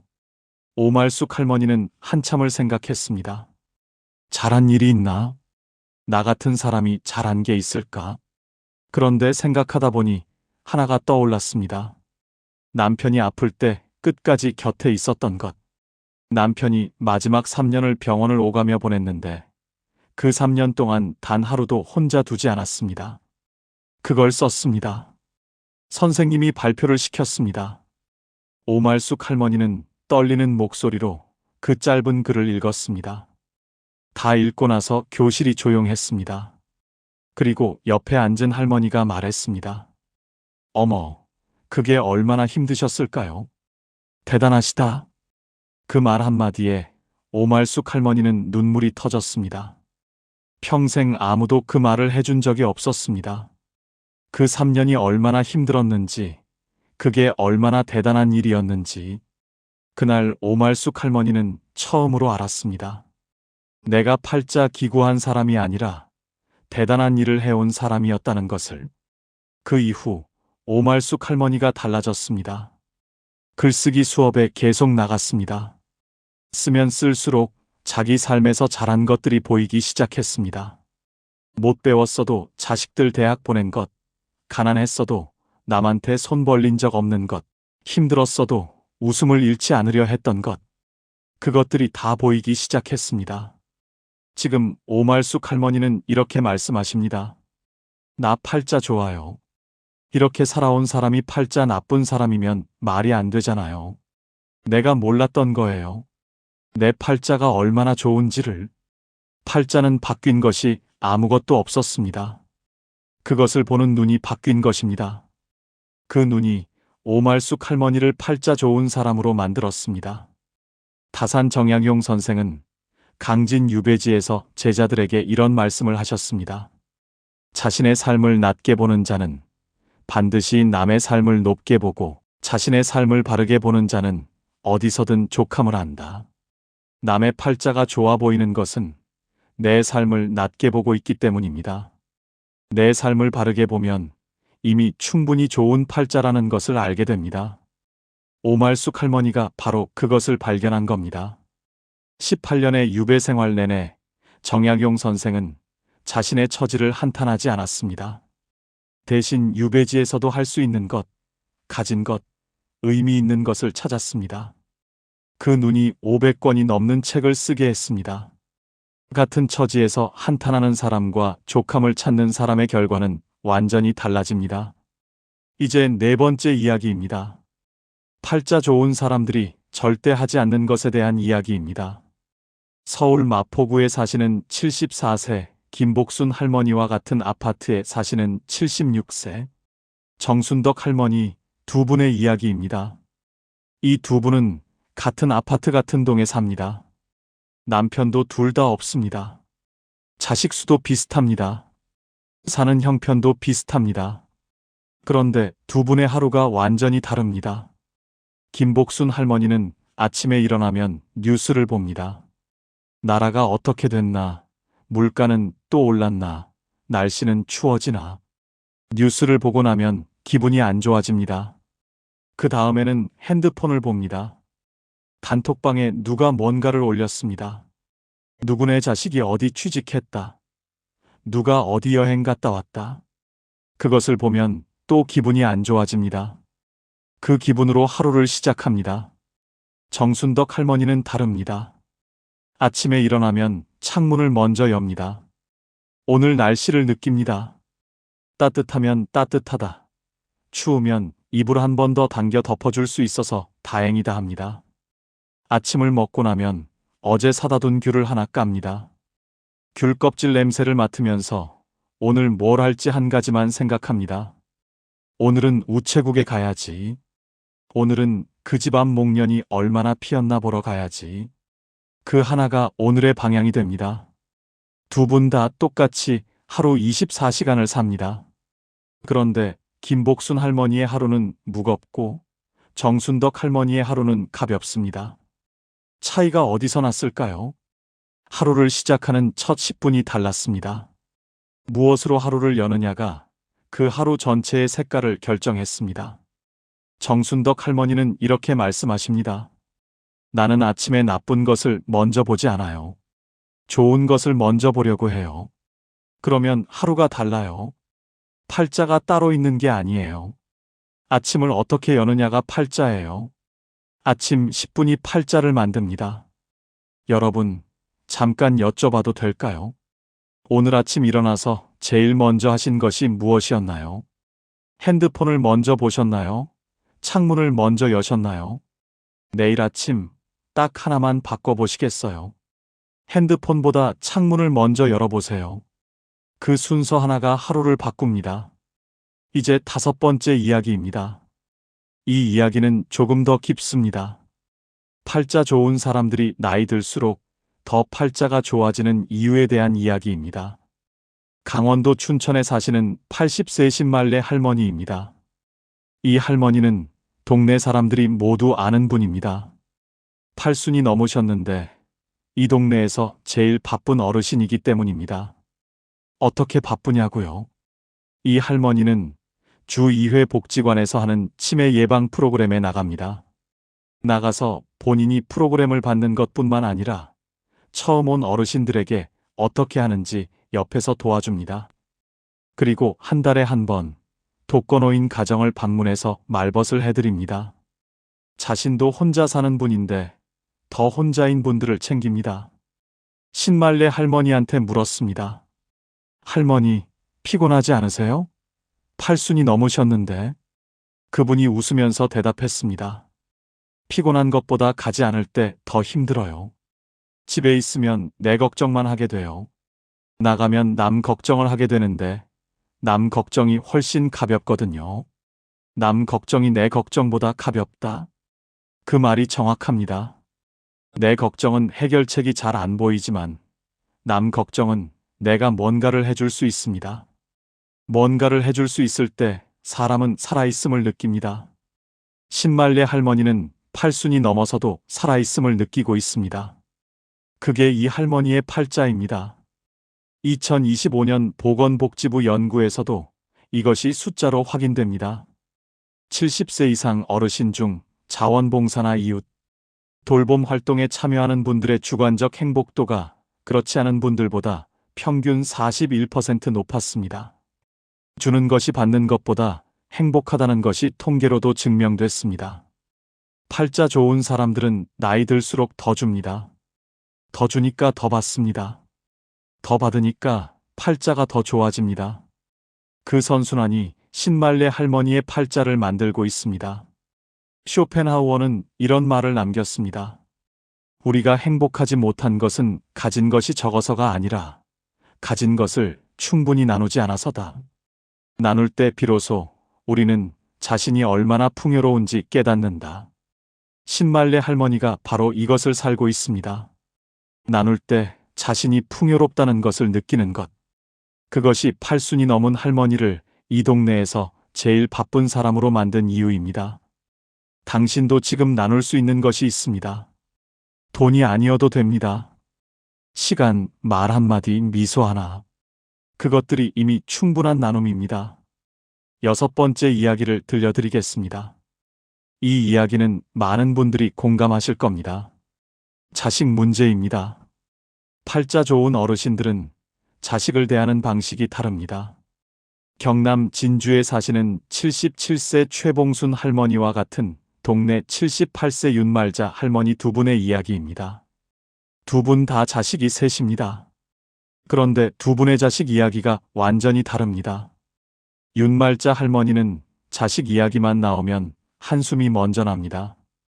큰애는 바빠서 전화도 잘 안 하고 작은애는 살림이 빡빡해서 용돈도 못 주고 막내는 명절에 와도 금방 가버린다는 겁니다. 자식들이 기대에 못 미칩니다. 그 아쉬움이 항상 마음 한쪽에 있습니다. 최봉순 할머니는 다릅니다. 이분도 자식 셋이 똑같이 바쁩니다. 그런데 이 할머니는 자식 이야기를 이렇게 합니다. 우리 큰애가 요즘 얼마나 바쁜지 알아요? 그래도 어떻게든 전화를 해요. 기특해요. 작은애가 살림이 빠듯한데도 명절에 뭐라도 사들고 와요. 마음이 갸륵해요. 막내가 금방 가도 왔다 갔다는 게 어딘데요. 바쁜 거 알면서. 같은 상황인데 해석이 완전히 다릅니다. 윤말자 할머니는 자식이 한 것에서 못한 것만 봅니다. 최봉순 할머니는 자식이 한 것에서 잘한 것만 봅니다. 그 차이가 두 분의 하루를 완전히 다르게 만듭니다. 최봉순 할머니는 자식 이야기를 하면 얼굴이 환해집니다. 윤말자 할머니는 자식 이야기를 하면 얼굴이 흐려집니다. 최봉순 할머니는 이렇게 말씀하십니다. 자식한테 기대가 크면 실망도 커요. 나는 자식한테 기대를 낮췄더니 고마운 게 많이 보여요. 그러니까 자식이 고맙고 자식도 나한테 더 잘하더라고요. 신기하죠? 기대를 낮추면 감사가 보입니다. 감사가 보이면 관계가 좋아집니다. 관계가 좋아지면 실제로 더 잘해줍니다.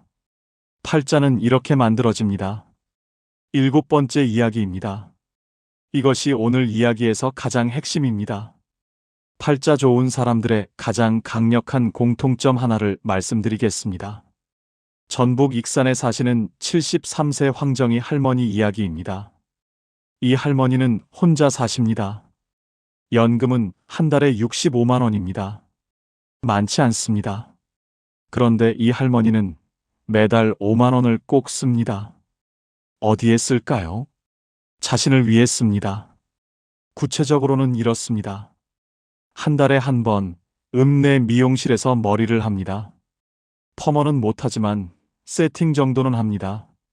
그리고 그날 좋아하는 칼국수 집에서 점심을 먹습니다. 그게 한 달에 한 번의 자기 사치입니다. 처음에는 이게 사치인가 싶었다고 합니다. 연금 65만 원에서 5만 원이면 꽤 큰 돈이니까요. 그런데 이날이 있으니까 나머지 29일을 버틸 수 있다는 것을 알게 됐습니다. 미용실 가는 날이 기다려집니다. 그날을 위해 한 달을 삽니다. 황정희 할머니는 이렇게 말씀하십니다. 한 달에 한 번 머리하고 칼국수 먹는 날이 있어서 나 팔자 좋은 사람이에요. 그날이 기다려지거든요. 기다려지는 날이 있는 사람이 팔자 좋은 거 아닌가요? 기다려지는 날이 있는 사람. 그것이 팔자 좋은 사람의 정의입니다. 당신에게는 기다려지는 날이 있으신가요? 없으시다면 지금 당장 하나 만드세요. 아주 작아도 됩니다. 이번 주 금요일에 좋아하는 것 하나 사 먹기로 정하세요. 그 하나가 이번 주를 기다리게 만들 겁니다.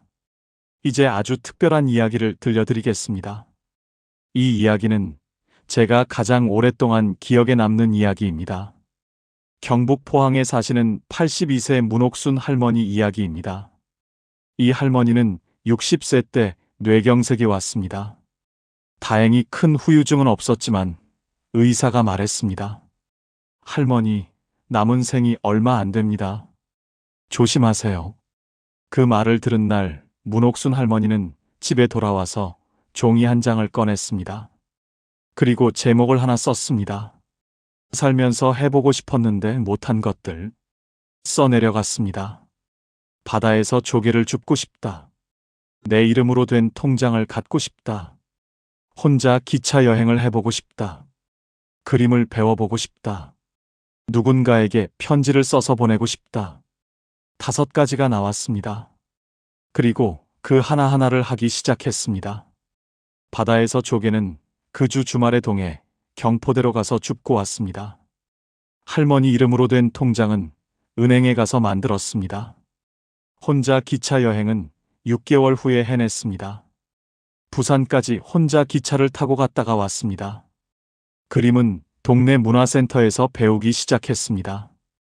그리고 편지는 오랫동안 연락을 못했던 초등학교 동창에게 손으로 써서 보냈습니다. 그 동창한테서 답장이 왔습니다. 내가 편지를 보내줘서 얼마나 기뻤는지 몰라. 우리 한번 만나자. 그 만남이 이루어졌습니다. 22년 만의 만남이었습니다. 문옥순 할머니는 그 이후로도 계속 새로운 것을 해왔습니다. 남은 생이 얼마 없다는 말을 들은 지 22년이 지났습니다. 지금 82세입니다. 의사가 조심하라고 했던 그 몸으로 22년을 더 살았습니다. 그리고 그 22년이 생에서 가장 팔자 좋은 시간이었다고 하십니다. 문옥순 할머니는 이렇게 말씀하십니다. 의사가 남은 생이 얼마 없다고 했을 때 나는 무서웠어요. 그런데 지나고 보니 그 말이 나를 살게 한 말이었어요. 그 말 덕분에 하고 싶은 것을 미루지 않았으니까요. 지금도 하고 싶은 것이 있으면 미루지 않아요. 오늘 할 수 있으면 오늘 해요. 그게 팔자 좋은 비결이에요. 오늘 할 수 있으면 오늘 한다. 그것이 82세 문옥순 할머니의 팔자 좋은 비결입니다. 여러분, 지금 하고 싶은데 미루고 있는 것이 있으신가요? 언제 하려고 미루고 있으신가요? 오늘 못할 이유가 있나요? 오늘 하세요. 지금 하세요. 잠깐 여기서 한 번 더 여쭤볼게요. 살면서 해보고 싶었는데 아직 못한 것이 하나라도 있으신가요? 그것이 아무리 작아도 됩니다. 그것을 지금 마음속으로 하나 떠올려 보세요. 이 이야기가 끝나고 나서 그것을 종이에 써보시겠어요? 쓰면 시작됩니다. 쓰지 않으면 계속 생각만 하다 끝납니다. 이제 팔자 좋은 사람들의 공통점을 정확하게 정리해 드리겠습니다. 오늘 이야기에서 만난 분들, 권말순 할머니, 박금년 할머니, 이분선 할머니, 오말숙 할머니, 정순덕 할머니, 신말레 할머니, 최봉순 할머니, 황정혜 할머니, 문옥순 할머니. 이분들의 공통점을 찾아보면 딱 5가지로 정리됩니다. 첫째, 좋은 것을 먼저 보는 눈이 있습니다. 같은 상황에서 나쁜 것보다 좋은 것을 먼저 찾습니다. 박금년 할머니처럼 만나는 사람에게서 좋은 점을 찾고 최봉순 할머니처럼 자식이 한 것에서 고마운 것을 봅니다. 이 눈은 타고나는 것이 아닙니다. 훈련입니다. 매일 연습하면 누구나 가질 수 있습니다. 둘째, 기다리는 것이 있습니다. 황정희 할머니의 한 달에 한 번 미용실 가는 날처럼 이분선 할머니의 저녁 바다 석양처럼 기다리는 것이 하나라도 있습니다. 크지 않아도 됩니다. 내일이 기다려지게 만드는 것 하나. 그것이 오늘을 살게 합니다. 셋째, 나누는 것이 있습니다. 신말레 할머니처럼 줄 것이 있는 사람은 받을 것도 생깁니다. 돈이 아니어도 됩니다. 시간, 말 한마디, 함께 밥 먹기. 그 작은 나눔이 자신을 풍요롭게 만듭니다. 넷째, 과거보다 오늘을 삽니다. 문옥순 할머니처럼 오늘 할 수 있는 것을 오늘 합니다. 과거의 억울함, 지나간 아쉬움에 발이 묶여 있지 않습니다. 지나간 것은 지나간 것입니다. 오늘이 남아 있습니다. 다섯째, 자신을 위한 시간이 있습니다. 오말숙 할머니가 글쓰기 수업에서 자신의 삶을 다시 본 것처럼 이분선 할머니가 아침마다 바다 냄새를 맡는 것처럼 자신을 위한 시간이 하루에 단 10분이라도 있습니다. 그 시간이 자신이 소중한 사람이라는 것을 느끼게 해줍니다. 이 5가지를 보시면서 어떤 생각이 드세요? 나는 하나도 해당이 안 된다고 느끼세요? 아니면 이건 나도 하고 있는데 하는 것이 하나라도 있으세요? 하나라도 있다면 당신은 이미 팔자 좋은 사람입니다. 하나도 없다면 지금부터 하나씩 시작하면 됩니다. 마지막 이야기를 드리겠습니다. 가장 눈물 나는 이야기입니다. 대전 서구에 사시는 84세 조문숙 할머니 이야기입니다. 이 할머니는 평생 팔자 기구하다는 소리를 들었습니다. 남편이 일찍 세상을 떠나셨고 자식 셋을 혼자 키웠고 고생이 많았습니다. 주변에서 다들 그렇게 말했습니다. 문숙이 팔자 참 기구하다. 조문숙 할머니도 그렇게 생각했습니다. 그런데 80세 생일날 자식 셋이 모였습니다. 큰딸이 케이크에 촛불을 꽂았습니다. 80개를 다 꽂지는 못하고 8개만 꽂았습니다. 불을 끄려는데 작은 아들이 말했습니다. 엄마, 불 끄기 전에 내가 한마디 해도 돼? 그리고 말했습니다. 엄마, 나 살면서 엄마한테 고맙다는 말을 제대로 한 적이 없어서요. 엄마가 우리 셋을 혼자 키우면서 얼마나 고생하셨는지 어렸을 때는 몰랐는데 이제 알아요. 엄마가 없었으면 우리 셋이 이렇게 살 수 없었어요. 엄마 고마워요. 엄마 덕분에 살아요. 막내딸이 울었습니다. 큰딸도 울었습니다. 조문숙 할머니는 울면서 촛불을 껐습니다. 그리고 그 순간 생각했습니다. 평생 팔자 기구하다고 살았는데, 그런데 지금 이 순간 이 세 사람이 내 앞에 있다. 이 사람들이 내 자식이다. 이게 팔자 기구한 것인가? 이게 팔자 좋은 것 아닌가? 그날 이후 조문숙 할머니는 달라졌습니다. 팔자 기구하다는 생각이 사라졌습니다. 84세인 지금 이 할머니는 이렇게 말씀하십니다. 80년을 팔자 기구하다고 살았는데 80세 생일날 알았어요. 내가 팔자 좋은 사람이었다는 것을. 자식 셋이 저렇게 자랐으니 평생 몰랐어요. 팔자가 바뀐 게 아니에요. 내가 눈이 뜬 거예요. 80년 만에 눈이 뜬 겁니다. 여러분도 부디 오늘 눈을 뜨시길 바랍니다. 80년을 기다리지 마시고 오늘 뜨시길 바랍니다. 당신의 팔자가 얼마나 좋은지를 오늘 아시길 바랍니다. 이야기를 마무리하겠습니다. 오늘 처음에 드린 질문으로 돌아가겠습니다. 팔자 좋은 사람이 어떤 사람인지 이제 아시겠나요? 강남 아파트 있는 사람이 아니었습니다. 자식이 대기업 다니는 사람이 아니었습니다. 된장찌개 나눌 사람이 있는 사람이었습니다. 좋은 것을 먼저 보는 눈이 있는 사람이었습니다. 기다리는 날이 하나 있는 사람이었습니다. 나눌 것이 있는 사람이었습니다. 오늘을 사는 사람이었습니다. 그리고 자신의 삶이 얼마나 소중한지 아는 사람이었습니다. 오늘 이 이야기를 들으신 여러분, 한 가지만 여쭤보겠습니다. 지금 이 순간 당신 옆에 있는 것들을 한번 보세요. 따뜻한 방이 있나요? 마실 물이 있나요? 이 이야기를 들을 수 있는 귀가 있나요? 그렇다면 당신은 이미 팔자 좋은 사람입니다. 오늘 밤 잠자리에 들기 전에 딱 하나만 하세요. 오늘 팔자 좋았던 것 하나를 떠올려 보세요. 아주 작아도 됩니다. 오늘 밥이 맛있었다. 오늘 햇살이 따뜻했다. 오늘 좋아하는 사람 목소리를 들었다. 그 하나를 떠올리면서 눈을 감으세요. 그 작은 것 하나가 내일 아침을 다르게 열어줄 겁니다. 팔자는 하늘이 내려주는 것이 아닙니다. 매일 아침 어떻게 눈을 뜨느냐가 만드는 것입니다. 여러분도 지금 그 길 위에 있습니다.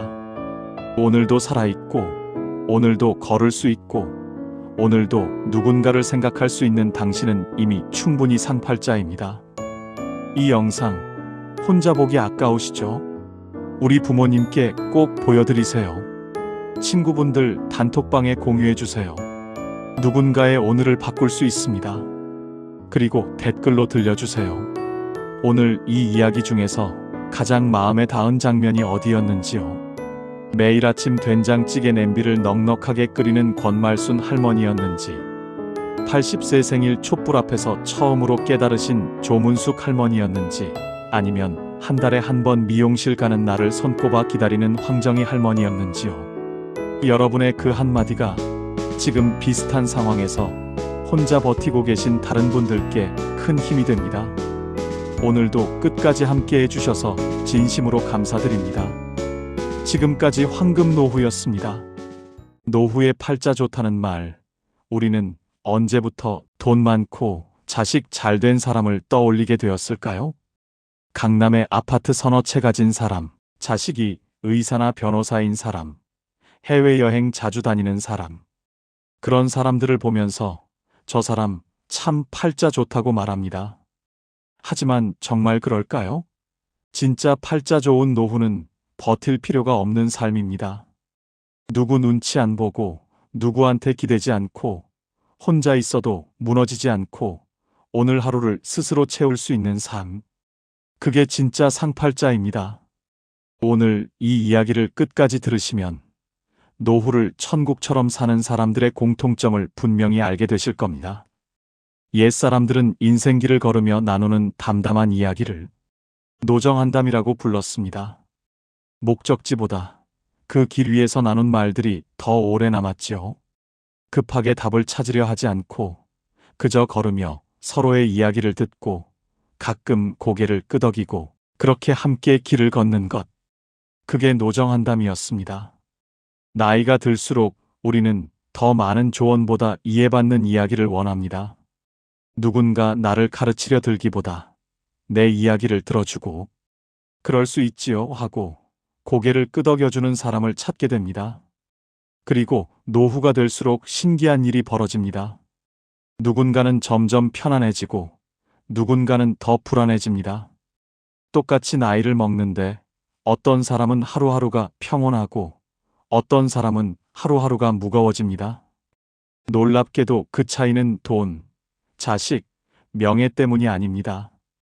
돈 많은 노인이 불안해하고 자식 잘된 노인이 외로워하고 명예 있던 노인이 초라해하는 경우를 우리는 주변에서 봅니다. 반대로 돈은 많지 않아도 평온한 노인, 자식과 자주 만나지 않아도 담담한 노인, 크게 이룬 것 없어도 당당한 노인도 있습니다. 실제 노년 상담 사례에서도 삶의 만족도를 가르는 기준은 전혀 다른 곳에 있었습니다. 재산 규모도 아니고 자식의 성공도 아니고 건강 상태도 아니었습니다. 그렇다면 무엇이 노후를 가른 걸까요? 오늘은 인생 후반길에서 만난 가장 팔자, 좋은 사람의 공통점을 노정한담처럼 조용히 나눠보려 합니다. 화려하지 않지만 살아보니 가장 중요했던 것들, 당연해 보이지만 지켜보니 가장 어려웠던 것들, 그 이야기를 시작합니다. 우리는 팔자 좋다는 말을 잘못 이해하고 살았습니다. 팔자 좋은 노후는 돈 많은 노후, 자식 잘된 노후, 건강한 노후라고 생각했습니다. 그래서 평생 돈을 모았고, 자식을 잘 키우려 애썼고, 건강을 지키려 노력했습니다. 그런데 막상 노후가 되어보니 달랐습니다. 73세 김정수 씨는 재산이 20억이 넘습니다. 서울에 아파트가 있고, 예금도 있고, 연금도 나옵니다. 돈 걱정은 없습니다. 그런데 정수 씨는 불안합니다. 밤마다 통장 잔고를 확인합니다. 이 돈으로 얼마나 더 살 수 있을까? 병원비 많이 나오면 어떡하지? 요양원 가려면 얼마나 들까? 돈이 많은데도 돈 걱정을 합니다. 자식들이 자기 재산을 노리는 것 같아서 의심하고 사기당할까봐 사람도 못 만나고 돈 쓰는 것도 아깝고 돈은 많은데 불행합니다. 정수 씨는 제게 말했습니다. 돈이 많으면 행복할 줄 알았는데 돈이 많아도 불안하더라고요. 69세 박미숙 씨는 자식이 잘 됐습니다. 아들은 대기업 임원, 딸은 의사입니다. 손주들도 명문대 다니고 집도 잘 살고 자랑할 게 많습니다. 그런데 미숙 씨는 외롭습니다. 자식들은 바빠서 자주 못 옵니다. 명절에 한 번, 생일에 한 번 보는 게 전부입니다. 전화는 일주일에 한 번 할까 말까입니다. 미숙 씨는 친구들 만나면 자식 자랑을 합니다. 우리 아들이 이번에 또 승진했어. 우리 딸이 병원에서 인정받는데. 자랑은 하는데 마음은 허전합니다. 집에 돌아오면 텅 빈 집이 너무 넓게 느껴집니다. 미숙 씨는 제게 말했습니다. 자식 잘 되면 행복할 줄 알았는데 자식이 잘 돼도 외롭더라고요. 우리가 생각한 팔자 좋은 노후는 이런 게 아니었습니다. 돈 많고 자식 잘 되고 건강하면 당연히 행복할 줄 알았습니다. 그런데 실제로는 그렇지 않았습니다.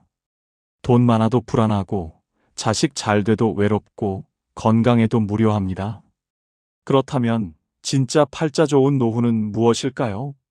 2025년 한국보건사회연구원이 발표한 노년 삶의 질 연구 결과를 보면 노후 만족도가 높은 사람들의 공통점은 소유가 아니라 상태였습니다. 무엇을 가졌느냐가 아니라 어떤 상태로 사느냐가 중요했습니다. 팔자 좋은 노후는 많이 가진 노후가 아니라 편안한 상태로 사는 노후였습니다. 그렇다면 그 편안한 상태는 무엇일까요? 노후에 진짜 팔자 좋은 사람에게는 공통점이 있습니다. 첫째, 남에게 기대지 않는 사람입니다. 자식에게 기대지 않고, 친구에게 기대지 않고, 국가에게 기대지 않습니다. 물론 도움을 받을 수는 있습니다. 하지만 도움이 없어도 살 수 있습니다. 자식이 찾아오면 반갑지만 안 와도 괜찮습니다. 친구가 연락하면 좋지만 안 해도 괜찮습니다. 연금이 나오면 고맙지만 적어도 살 수 있습니다. 이렇게 기대하지 않으니 실망도 없고 섭섭함도 없고 원망도 없습니다. 그래서 마음이 편합니다. 72세 이경자 씨는 혼자 삽니다. 자식은 외국에 있고 친구도 많지 않고 연금도 적습니다. 그런데 경자 씨는 편안합니다. 나는 나만 챙기면 되니까 편해요.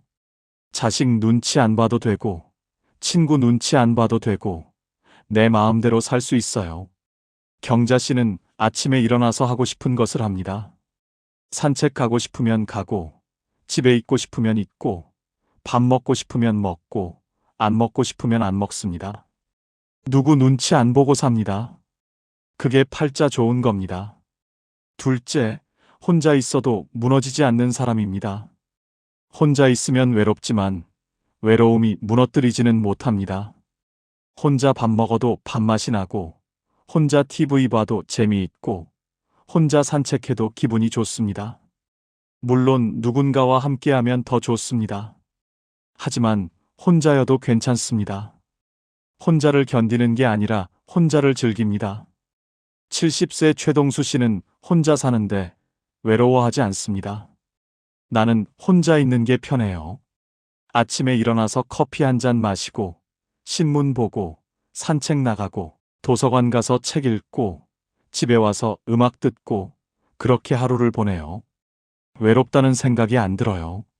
동수 씨는 혼자 있는 시간을 즐깁니다. 누군가 필요해서 만나는 게 아니라 만나고 싶어서 만납니다. 그래서 관계가 가볍고 부담이 없고 편합니다. 그게 팔자 좋은 겁니다. 셋째, 하루를 스스로 채울 줄 아는 사람입니다. 아침에 일어나서 오늘 뭐 하지가 아니라 오늘 이거 해야지 하고 생각합니다. 거창한 계획이 아니라 작은 일상입니다. 산책 나가기, 책 읽기, 친구 만나기, 요리하기, 청소하기, 이런 작은 것들로 하루를 채웁니다. 누가 시키지 않아도 스스로 합니다. 누가 함께하지 않아도 혼자 합니다. 그렇게 하루를 채우다 보면 하루가 금방 지나갑니다. 저녁이 되면 오늘도 잘 보냈네 하고 만족합니다. 68세 윤정혜 씨는 매일 아침 계획을 세웁니다. 오늘은 산책 가고 도서관 가고 점심은 김치찌개 끓여 먹고 오후에는 드라마 보고 저녁에는 친구한테 전화하고 이렇게 하루를 계획합니다. 거창하지 않습니다. 그냥 일상입니다. 그런데 이렇게 계획하고 실천하다 보면 하루가 의미 있어집니다. 정혜 씨는 저녁에 일기를 씁니다. 오늘 산책하면서 꽃 봤다. 도서관에서 좋은 책 읽었다. 친구랑 통화했다 이렇게 적습니다. 작은 것들이지만 적고 보면 하루가 알찹니다. 그게 팔자 좋은 겁니다. 조선시대 실학자 정약용 선생은 유배지에서 18년을 보냈습니다. 가족과 떨어져 혼자 지냈습니다. 외롭고 힘들었을 겁니다. 그런데 정약용 선생은 무너지지 않았습니다. 매일 아침 일어나서 책을 읽고 글을 쓰고 제자를 가르치고 산책을 했습니다. 하루하루를 스스로 채웠습니다. 그렇게 18년을 보내고 나서 500권이 넘는 책을 남겼습니다. 정약용 선생은 이런 말씀을 하셨습니다. 하루를 헛되이 보내지 말라. 오늘을 사는 사람이 내일을 얻는다. 팔자는 타고나는 게 아니라 선택되는 겁니다. 매일 아침 일어나서 오늘을 어떻게 살지 선택하는 것, 그게 팔자를 만듭니다. 그렇다면 구체적으로 노후에 팔자 좋은 사람의 조건은 무엇일까요? 화려하지 않지만 살아보면 가장 중요한 기준들이 있습니다. 첫째, 내 집이 있습니다. 크지 않아도 됩니다. 허름해도 됩니다. 하지만 내 집입니다. 누구 눈치 안 보고 살 수 있는 공간입니다. 아침에 일어나서 거실에 나가도 되고 안 나가도 됩니다. 밥을 먹어도 되고 안 먹어도 됩니다. 청소를 해도 되고 안 해도 됩니다. 내 마음대로입니다. 월세로 사는 노인은 불안합니다. 언제까지 여기 살 수 있을까? 집주인이 나가라고 하면 어디로 가지? 이런 걱정을 합니다. 자식 집에 사는 노인도 불편합니다. 거실에 나가려다가 며느리 눈치 보고, 냉장고 열려다가 사위 눈치 보고 방에만 있습니다. 하지만 내 집이 있으면 자유롭습니다. 그게 팔자 좋은 겁니다. 둘째, 빚이 없습니다. 돈이 많지 않아도 됩니다. 하지만 빚은 없습니다. 갚아야 할 돈이 없으니 마음이 편합니다. 매달 이자 걱정 안 해도 되고 독촉 전화 받을 일도 없고 밤에 편하게 잠을 잡니다. 빚이 있는 노인은 잠을 못 잡니다. 밤마다 계산기를 두드립니다. 이자가 얼마지? 원금은 언제 갚지? 죽기 전에 갚을 수 있을까? 걱정이 끝이 없습니다. 하지만 빚이 없으면 편합니다. 적게 살아도 내 것이니까 편합니다. 그게 팔자 좋은 겁니다.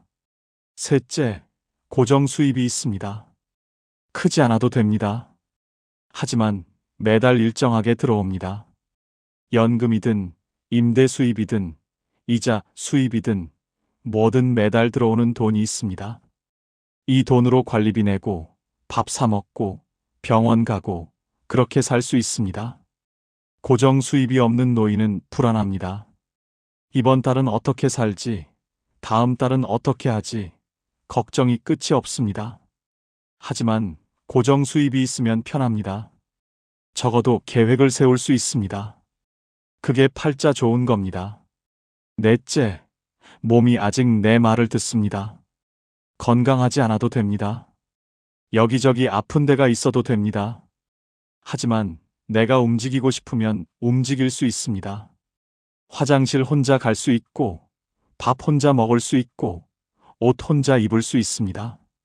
완전히 건강하지 않아도 기본적인 것은 혼자 할 수 있습니다.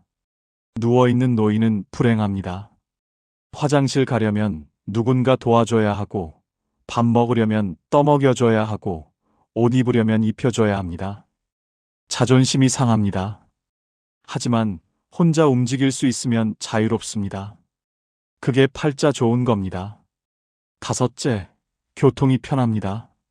집 근처에 버스 정류장이 있고, 지하철역이 있고, 마트가 있고, 병원이 있습니다.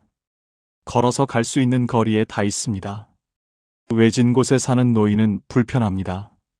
장 보러 가려면 택시 타야 하고, 병원 가려면 자식 차 얻어 타야 하고, 나갈 때마다 눈치 봅니다. 하지만 교통이 편하면 자유롭습니다. 버스 타고 어디든 갈 수 있습니다. 그게 팔자 좋은 겁니다. 여섯째, 혼자 밥을 먹을 수 있습니다. 누군가 차려주지 않아도 됩니다. 혼자 라면 끓여 먹고, 밥 해 먹고, 김치 꺼내 먹습니다. 맛있지 않아도 됩니다. 거창하지 않아도 됩니다. 하지만 혼자 해 먹을 수 있습니다. 혼자 못 해 먹는 노인은 의존적입니다. 누군가 해줘야 밥을 먹습니다. 자식이 안 오면 굶고 도우미가 안 오면 굶습니다. 하지만 혼자 해 먹을 수 있으면 자유롭습니다. 그게 팔자 좋은 겁니다. 일곱째, 내일 할 일이 있습니다. 거창한 일이 아닙니다.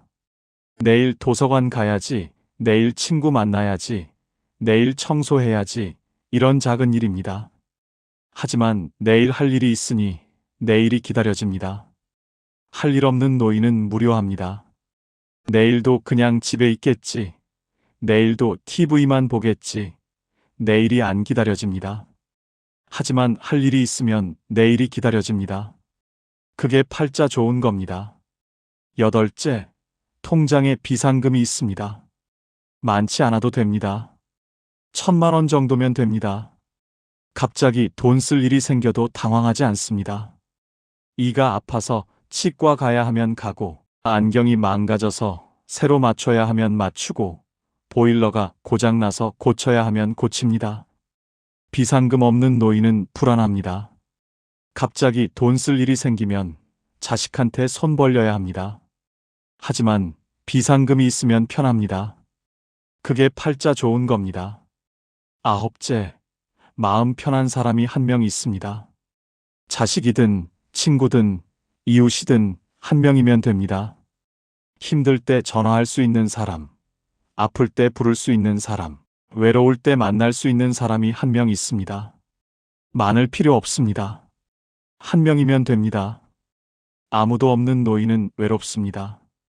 힘들어도 혼자 견디고, 아파도 혼자 버티고, 외로워도 혼자 있습니다. 하지만 한 명이라도 있으면 든든합니다. 그게 팔자 좋은 겁니다. 열째, 하루를 후회 없이 마칩니다. 저녁에 잠자리에 들 때 오늘 잘 보냈네 하고 생각합니다. 후회가 없습니다. 오늘 그 사람한테 그렇게 말할 걸, 오늘 그거 할 걸, 이런 후회가 없습니다. 오늘 할 일을 했고, 오늘 만날 사람을 만났고, 오늘 하루를 살았습니다. 그래서 편하게 잠듭니다. 후회 많은 노인은 잠을 못 잡니다. 밤마다 후회합니다. 하지만 후회 없이 사는 노인은 편하게 잠듭니다. 그게 팔자 좋은 겁니다. 이 10가지가 노후에 팔자 좋은 사람의 현실적 조건입니다. 화려하지 않습니다. 거창하지 않습니다. 하지만 살아보니 가장 중요한 것들입니다. 이 중에서 5가지만 있어도 노후는 편안합니다. 10가지 다 있으면 노후는 축복입니다. 그렇다면 이 중에서 가장 중요한 것은 무엇일까요? 노후에 가장 상팔자인 사람의 핵심 5가지를 말씀드리겠습니다. 첫째, 내 집에서 눈치 안 보고 사는 자유입니다. 집이 크든 작든, 낡든 새 것이든 내 집이면 됩니다. 아침에 일어나서 거실 나갈 때 눈치 안 봐도 되고, 냉장고 열 때 눈치 안 봐도 되고, 친구 부를 때 눈치 안 봐도 됩니다. 이게 자유입니다. 75세 김영희 씨는 30평 아파트에 혼자 삽니다. 여기가 내 집이에요. 누구 눈치 안 보고 살 수 있어요. 자식 집에 가면 눈치 봐야 하는데 여기는 내 마음대로예요. 이게 제일 좋아요. 내 집이 있다는 건 자유가 있다는 겁니다. 그게 상팔자입니다. 둘째, 연금이라는 흔들리지 않는 수입입니다. 많지 않아도 됩니다. 매달 80만 원이든 100만 원이든 일정하게 들어옵니다.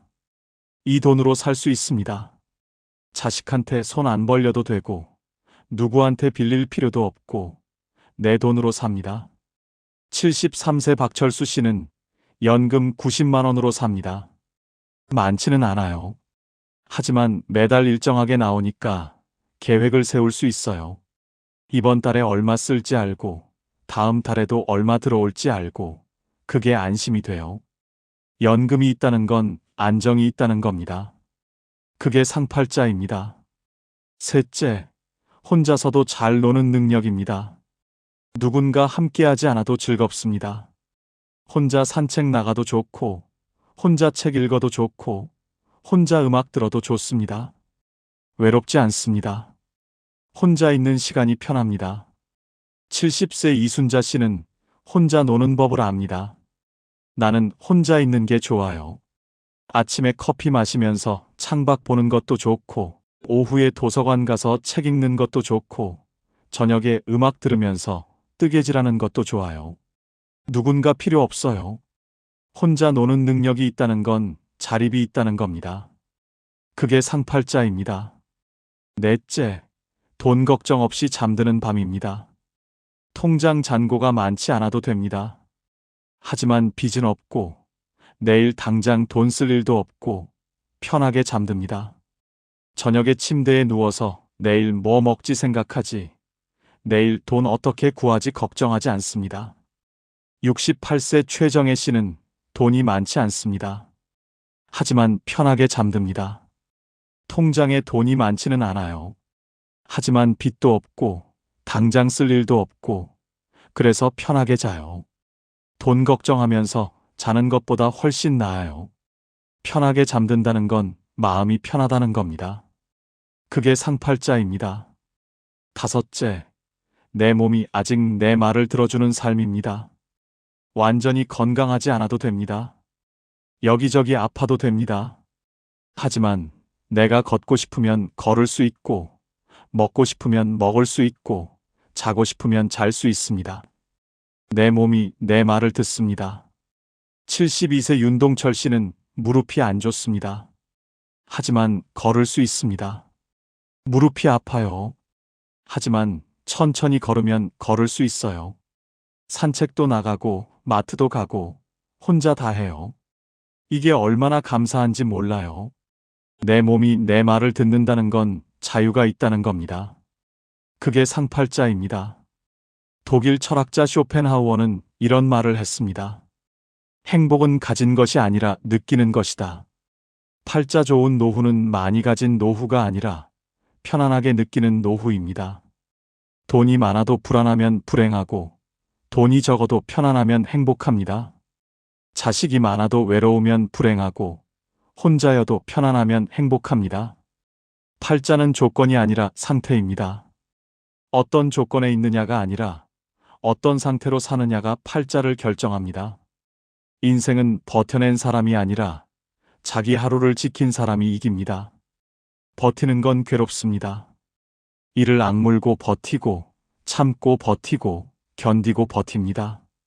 하지만 자기 하루를 지키는 건 편합니다. 오늘 하루 내가 하고 싶은 것 하나 하고, 내가 먹고 싶은 것 하나 먹고, 내가 만나고 싶은 사람 하나 만나고, 그렇게 하루를 지킵니다. 버티는 사람은 언젠가 무너집니다. 하지만 하루를 지키는 사람은 무너지지 않습니다. 오늘 하루를 지켰으니 내일도 지킬 수 있습니다. 그렇게 하루하루 지키다 보면 1년이 되고 10년이 됩니다. 성공이 아니라 존엄이 노후의 기준입니다. 노후는 뭔가를 이루는 시간이 아닙니다. 뭔가를 지키는 시간입니다. 내 자존심을 지키고, 내 자유를 지키고, 내 하루를 지킵니다. 크게 성공하지 않아도 됩니다. 하지만 존엄은 지켜야 합니다. 누구한테 손 벌리지 않고, 누구한테 눈치 보지 않고, 내 힘으로 삽니다. 그게 존엄입니다. 그리고 그 존엄이 노후를 지킵니다. 70대가 넘어서야 깨달은 분들이 한결같이 말씀하셨습니다. 진작 알았더라면 얼마나 좋았을까 하지만 지금 이 이야기를 들으신 여러분은 다릅니다. 여러분은 그들보다 앞서 있습니다. 노후에 가장 팔자 좋은 사람은 대단한 사람이 아니라 오늘 하루를 스스로 책임질 수 있는 사람입니다. 아침에 눈 뜨고 밥 먹고 산책 나가고 사람 만나고 책 읽고 저녁에 편하게 잠드는 사람입니다. 거창하지 않습니다. 하지만 그게 팔자 좋은 삶입니다. 우리는 평생 주는 것만 배웠지 멈추는 것은 배우지 못했습니다. 하지만 이제는 압니다. 조금 덜 해주는 것도 사랑이라는 걸요. 이제는 조금 짐을 내려놓아도 됩니다. 이제는 나를 위해 살아도 됩니다. 여러분, 오늘 하루를 돌아보세요. 오늘 감사할 일이 있었나요? 오늘 웃은 일이 있었나요? 오늘 편안했던 순간이 있었나요? 그렇다면 여러분은 이미 팔자 좋은 사람입니다. 큰 집이 없어도, 많은 돈이 없어도, 자식이 잘 되지 않았어도 오늘 하루를 편안하게 보냈다면 그게 팔자입니다. 내일도 그렇게 보내세요. 스스로 하루를 채우고 혼자 있어도 무너지지 않고 작은 것에 감사하며 사세요. 그게 진짜 상팔자 노후입니다. 여러분 모두 그런 노후를 사시길 진심으로 응원합니다. 이미 여기까지 살아오신 것만으로도 충분히 대단하신 분들입니다. 앞으로도 조금씩, 천천히 여러분만의 속도로 살아가시길 바랍니다. 오늘 이 이야기가 여러분께 작은 용기가 되었기를 바랍니다. 오늘 이 영상이 여러분의 가슴에 와닿으셨다면 구독과 좋아요로 저희와 함께 해주세요. 그리고 댓글로 여러분의 이야기를 들려주시면 정말 기쁠 것 같아요. 여러분 한 분 한 분 모두 평온하고 행복한 노후를 보내시길 진심으로 바랍니다. 지금까지 황금노후였습니다. 감사합니다. 논어에 이런 말이 있습니다. 아는 사람은 좋아하는 사람만 못하고 좋아하는 사람은 즐기는 사람만 못하다. 2500년 전 공자가 한 말입니다. 그런데 저는 이 말을 처음 읽었을 때 솔직히 좀 억울했습니다. 즐기면 된다고요? 그게 말처럼 쉬운 일인가요? 먹고 살기 바빴고 아이들 키우느라 정신없었고 나이 들어가시는 부모님 챙기느라 허리가 휘었는데 즐기라고요? 그런데 나이가 들어서 이 말을 다시 읽으니까 공자가 이 말을 왜 했는지 비로소 알겠더라고요. 즐기지 못하면 아무리 잘 알아도 아무리 열심히 살아도 결국 남는 게 없다는 겁니다. 오늘 이야기는 거기서 시작합니다. 어떻게 하면 노년을 즐길 수 있는가? 그리고 진짜 팔자 좋은 사람은 어떤 사람인가? 잠깐, 팔자 좋은 사람이라고 하면 어떤 그림이 떠오르세요? 아마 대부분 비슷한 그림을 떠올리실 겁니다. 넓은 집에서 자식들이 주말마다 찾아오고 통장엔 돈이 두둑하고 몸도 건강해서 해외여행도 다니고 그런 그림이요. 그런데 오늘 제가 드리는 이야기를 다 들으시고 나면 그 그림이 완전히 달라질 겁니다. 아마 이런 생각이 드실 거예요. 아, 나도 이미 꽤 팔자 좋은 사람이었구나. 혹은 이런 생각이 드실 수도 있어요. 나는 지금 당장 좋은 팔자를 하나 만들 수 있겠구나. 끝까지 들어보십시오. 아침 6시 반. 창문 사이로 햇빛이 조금씩 스며드는 시간입니다. 이 시간에 조용히 일어나 주전자를 올리는 사람이 있어요. 누군가를 위해서가 아니라 오직 자기 자신을 위해서. 물이 끓는 소리가 부엌을 가득 채우고 TV는 아직 켜지 않았습니다. 커피 한 잔을 손에 들고 창가에 앉아 잠시 멍하니 있다가 혼자 조용히 웃습니다. 딱히 웃을 것도 없는데 그냥 오늘도 아침이 왔구나 싶어서요. 여러분은 이 사람이 어떻게 보이시나요? 외로운 노인으로 보이시나요? 그런데 저는 이 사람이 이 세상에서 가장 팔자 좋은 사람 중 하나라고 생각합니다. 왜냐고요? 그 이유, 지금부터 함께 알아보겠습니다. 먼저 한 가지만 짚고 넘어가겠습니다. 노년의 외로움, 도대체 어디서 오는 걸까요? 많은 분들이 이렇게 생각하십니다. 사람이 없어서. 배우자가 먼저 가고, 자식들은 멀리 있고, 친구들도 하나씩 떠나고, 그래서 외롭다고요. 그런데 저는 이 생각이 반만 맞다고 생각합니다. 주변에 사람이 넘쳐도 외로운 분들이 있거든요. 반대로 거의 혼자인데도 하루하루가 충만한 분들도 있습니다. 차이가 뭔지 아세요? 혼자 있는 시간을 어떻게 보내는가? 딱 그것 하나입니다. 외로움은 사람이 없어서 생기는 게 아닙니다.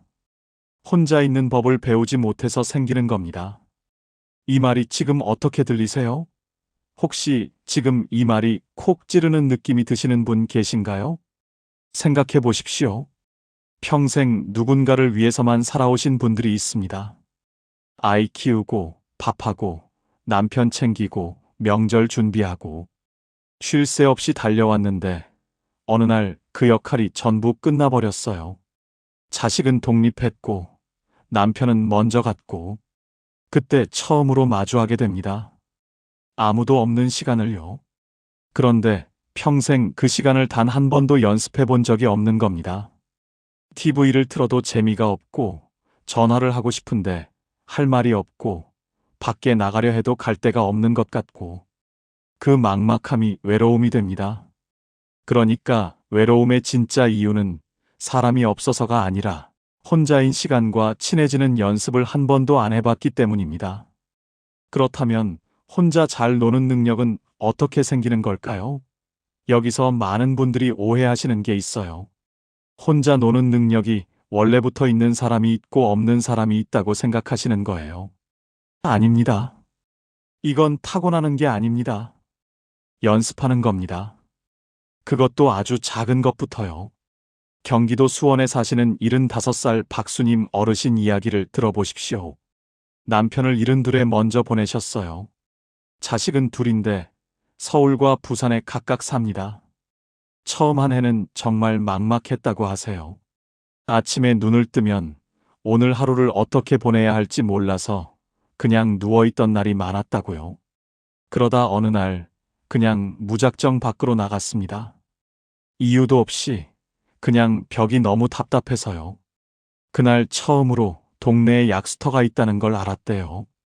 평생 거기 살면서 몰랐던 곳이었는데 그날 이후로 매일 아침 약수터 한 바퀴가 일과가 됐습니다. 거기서 만나는 분들과 인사도 하고 벤치에 앉아 새소리도 듣고 그리고 지금은요.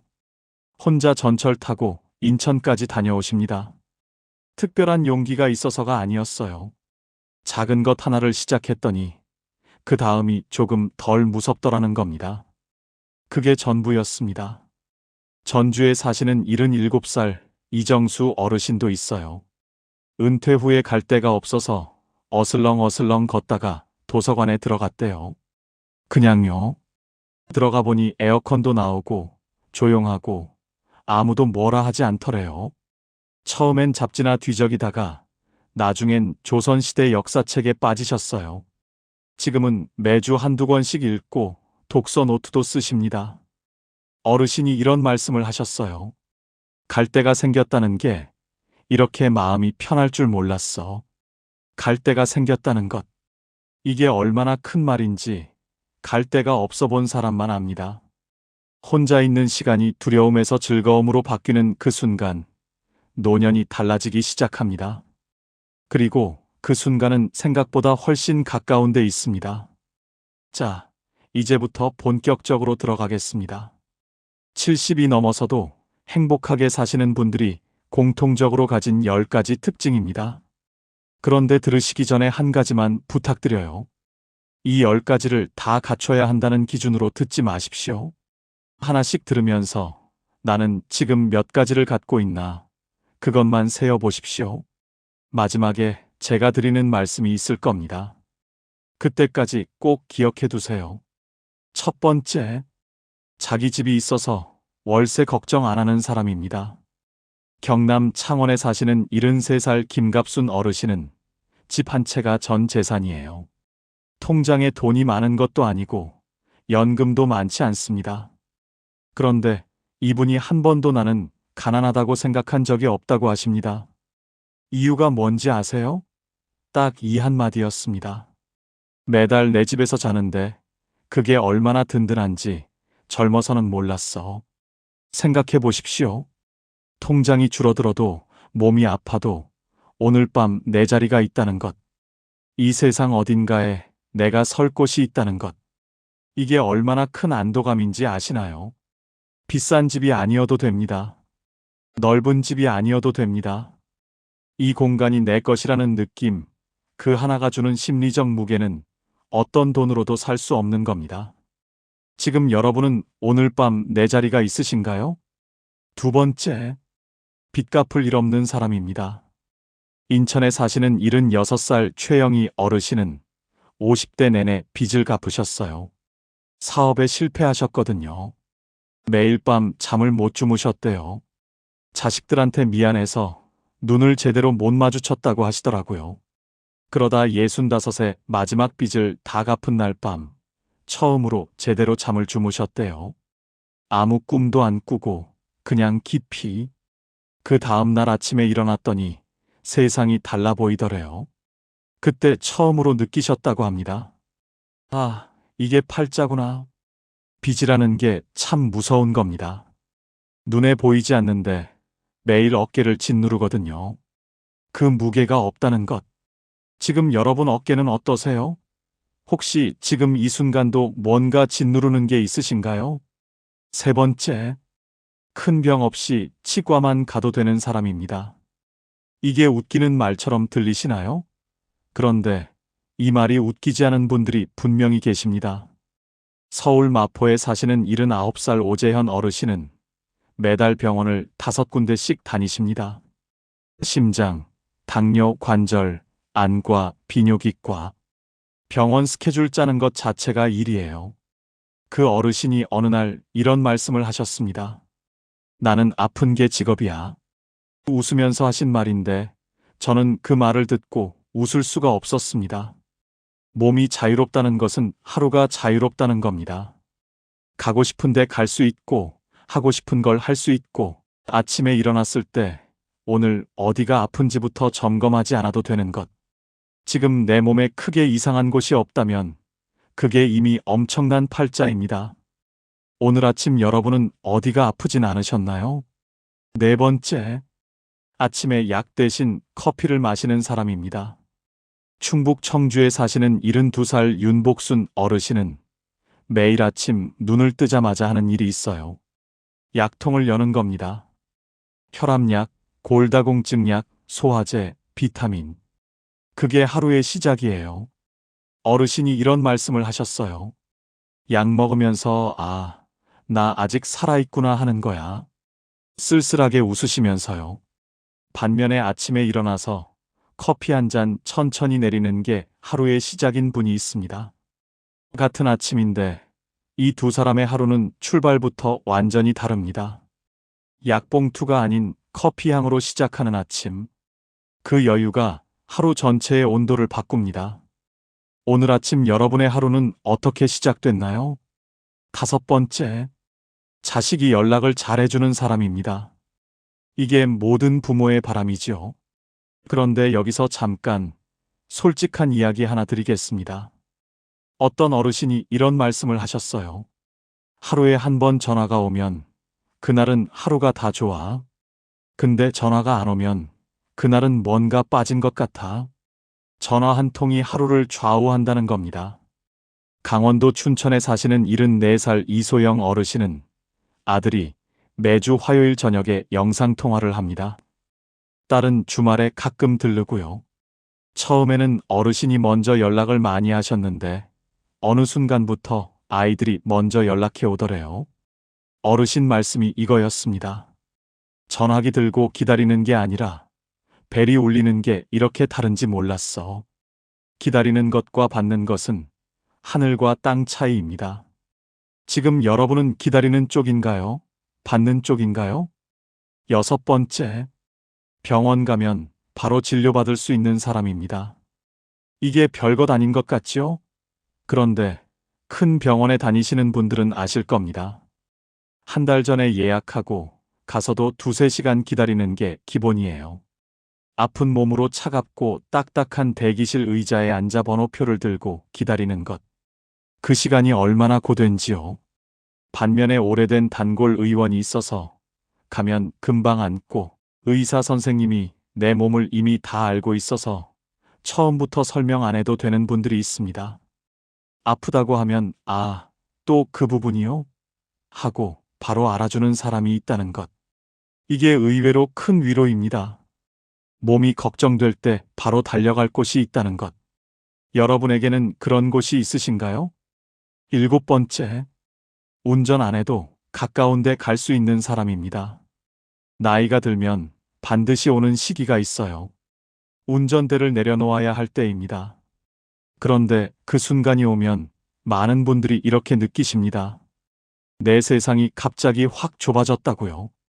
경북 구미에 사시는 76살 박태수 어르신은 작년에 운전을 그만두셨는데 처음에 정말 답답하셨대요. 그런데 어느 날 동네를 꼼꼼히 살펴봤더니 버스 노선이 생각보다 많더래요. 지하철역도 걸어서 갈 수 있는 거리에 있었고요. 지금은 오히려 더 편하다고 하십니다. 앉아서 경치 보고 졸기도 하고 운전할 때보다 훨씬 여유롭다고요. 여기서 중요한 게 있습니다. 세상과 연결되어 있다는 느낌. 이게 노년에 얼마나 큰 것인지 고립돼 본 사람만 압니다. 버스 한 대, 지하철 한 정거장. 그게 나와 세상을 이어주는 끈입니다. 지금 여러분 주변에 그 끈이 있으신가요? 8번째, 매달 고정 수입이 나오는 사람입니다. 많지 않아도 됩니다. 국민연금이든 임대 수입이든 매달 정해진 돈이 들어온다는 것.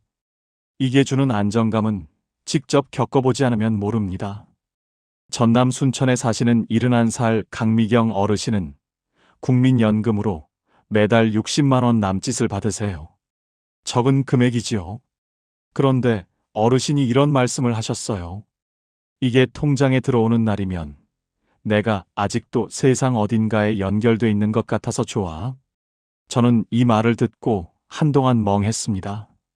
돈의 크기가 아니라 매달 내 이름으로 뭔가가 들어온다는 그 사실 자체가 주는 안도감. 통장이 줄어가기만 하는 것과 조금씩이라도 채워지는 것은 심리적으로 완전히 다른 느낌입니다. 흘러나가기만 한다는 느낌이 사람을 얼마나 불안하게 만드는지 겪어보신 분은 아실 겁니다. 지금 여러분에게는 어떤 고정 수입이 있으신가요? 9번째, 혼자 살아도 밥을 잘 챙겨 먹는 사람입니다. 이게 쉬운 것 같죠? 그런데 안 되는 분들이 정말 많습니다. 혼자 사는 분들 중에 하루에 제대로 된 밥을 한 끼도 안 드시는 분들이 생각보다 훨씬 많아요. 밥하기 귀찮고 혼자 먹는 게 쓸쓸해서 그냥 과자 몇 개로 때우거나 아예 굶는 거예요. 울산에 사시는 78살 이명자 어르신은 남편이 돌아가신 후 한동안 제대로 밥을 못 드셨대요. 뭘 해먹기가 싫고 먹어도 맛이 없고 그러다 어느 날 결심했대요. 나를 위한 밥상을 차리겠다고요. 계란 하나 구워서 김치 조금 꺼내서 따뜻한 밥 한 공기. 그걸 식탁에 제대로 차려놓고 앉아서 먹었더니 뭔가 달라지더래요. 어르신이 이렇게 말씀하셨습니다. 내가 나를 대접하는 느낌이 들었어. 밥 한 끼가 자존심입니다. 나를 대접할 줄 아는 사람, 그 사람이 팔자 좋은 사람입니다. 오늘 여러분은 밥 잘 드셨나요? 그리고 10번째, 마지막입니다. 이게 제가 오늘 가장 하고 싶었던 이야기입니다. 내일 할 일이 있는 사람, 딱 이 사람입니다. 돈도 자식도 건강도 중요합니다. 그런데 그 모든 것보다 더 근본적인 게 있어요. 내일 아침 눈을 떴을 때 오늘 뭘 해야 하는지 아는 것. 이게 없으면 나머지가 다 있어도 하루하루가 공허합니다. 반대로 이게 있으면 나머지가 부족해도 오늘을 버틸 수 있어요. 세상에서 가장 고단한 삶이 뭔지 아세요? 아무것도 기대할 게 없는 삶입니다. 오늘이 어제와 똑같고 내일도 오늘과 다를 게 없다는 느낌. 그게 사람을 소리 없이, 그러나 가장 깊이 망가뜨립니다. 경기도 의정부에 사시는 73살 황순여 어르신은 매주 목요일마다 복지관서에 수업에 다니십니다. 잘하려는 것도 아니에요. 그냥 목요일에 갈 때가 있다는 게 좋다고 하십니다. 어르신 말씀이 이거였어요. 오늘이 화요일이어도 모레는 서에 가는 날이지 하면 기분이 달라져. 이게 내일 할 일의 힘입니다. 아주 작은 것이어도 상관없어요. 화단에 물 주는 것, 손녀한테 전화 한 통 하는 것, 좋아하는 드라마 다음 편 보는 것. 그게 있으면 그 사람은 이미 충분히 팔자 좋은 사람입니다. 이제 마지막입니다. 처음에 제가 아침 6시 반에 혼자 커피를 마시던 그 사람 이야기를 드렸지요. 이제 그 사람이 왜 팔자 좋은 사람인지 보이시나요? 그 사람은 돈이 많아서가 아니었습니다. 자식이 잘 돼서도 몸이 완벽해서도 아니었어요. 혼자인 아침을 자기만의 방식으로 채울 줄 알았습니다. 커피 한 잔으로, 창밖을 바라보는 것으로, 이유 없이 혼자 웃을 수 있는 것으로, 혼자인 시간이 두렵지 않았기 때문입니다. 그게 전부였어요. 그런데 그게 전부이면서 사실은 전부입니다. 10가지를 다 가진 사람이 얼마나 될까요? 아마 거의 없을 겁니다. 그런데 단 하나만 있어도 충분합니다. 집이 있으면 오늘 밤 자리가 있고, 빚이 없으면 어깨가 가볍고, 몸이 크게 안 아프면 하루가 자유롭고, 커피로 아침을 시작할 수 있으면 그날이 여유롭고, 자식 전화 한 통이 오면 그날 하루가 좋고, 갈 수 있는 병원이 있으면 마음이 든든하고, 탈 수 있는 버스가 있으면 세상이 열리고, 매달 들어오는 돈이 있으면 통장이 안심되고, 내가 차린 밥상이 있으면 나를 대접할 수 있고, 내일 할 일이 있으면 오늘을 버틸 수 있습니다. 이 중에 단 하나라도 있다면 그 하나가 오늘 하루를 만들어줍니다. 그리고 그 하루들이 모여서 노년이 됩니다. 완벽한 노년이 아니라 충분히 괜찮은 노년. 그게 진짜 팔자 좋은 노년입니다. 그리고 마지막으로 딱 한 말씀만 드리겠습니다. 오늘 10가지를 들으시면서 나는 하나도 없네 하고 느끼신 분이 혹시 계신가요? 그런 분들께 드리고 싶은 말씀이 있어요. 팔자는 타고나는 게 아닙니다. 오늘 당장 하나를 만들 수 있습니다. 내일 할 일 딱 하나를 정하십시오. 내일 아침 동네 한 바퀴. 그것 하나면 됩니다. 그게 시작입니다. 아는 것에서 좋아하는 것으로, 좋아하는 것에서 즐기는 것으로. 공자의 그 말이 노년에 비로소 완성됩니다. 즐기는 사람만큼 팔자 좋은 사람은 없습니다. 지금 여러분은 몇 가지를 갖고 계신가요? 7개 이상 갖고 계시다면 축하드립니다. 팔자 좋은 노년을 살고 계시는 겁니다. 3개밖에 없다고요? 괜찮습니다. 지금 이 시간 병원 침대에 홀로 누워 간병인에게 모든 걸 의지하신 어르신들에 비하면 그것도 얼마나 축복이고 감사한 일입니까? 여러분의 노년이 팔자 좋은 행복한 인생이시길 응원합니다. 그리고 오늘 이 이야기를 들으면서 떠오르는 분이 계신가요? 그분을 위한 선물로 조용히 한번 이 이야기를 전해보세요. 아마 그분도 자기 이야기 같다고 느끼실 테니까요. 소중한 시간 저와 함께 해주셔서 진심으로 감사합니다. 지금까지 황금노후였습니다. 감사합니다.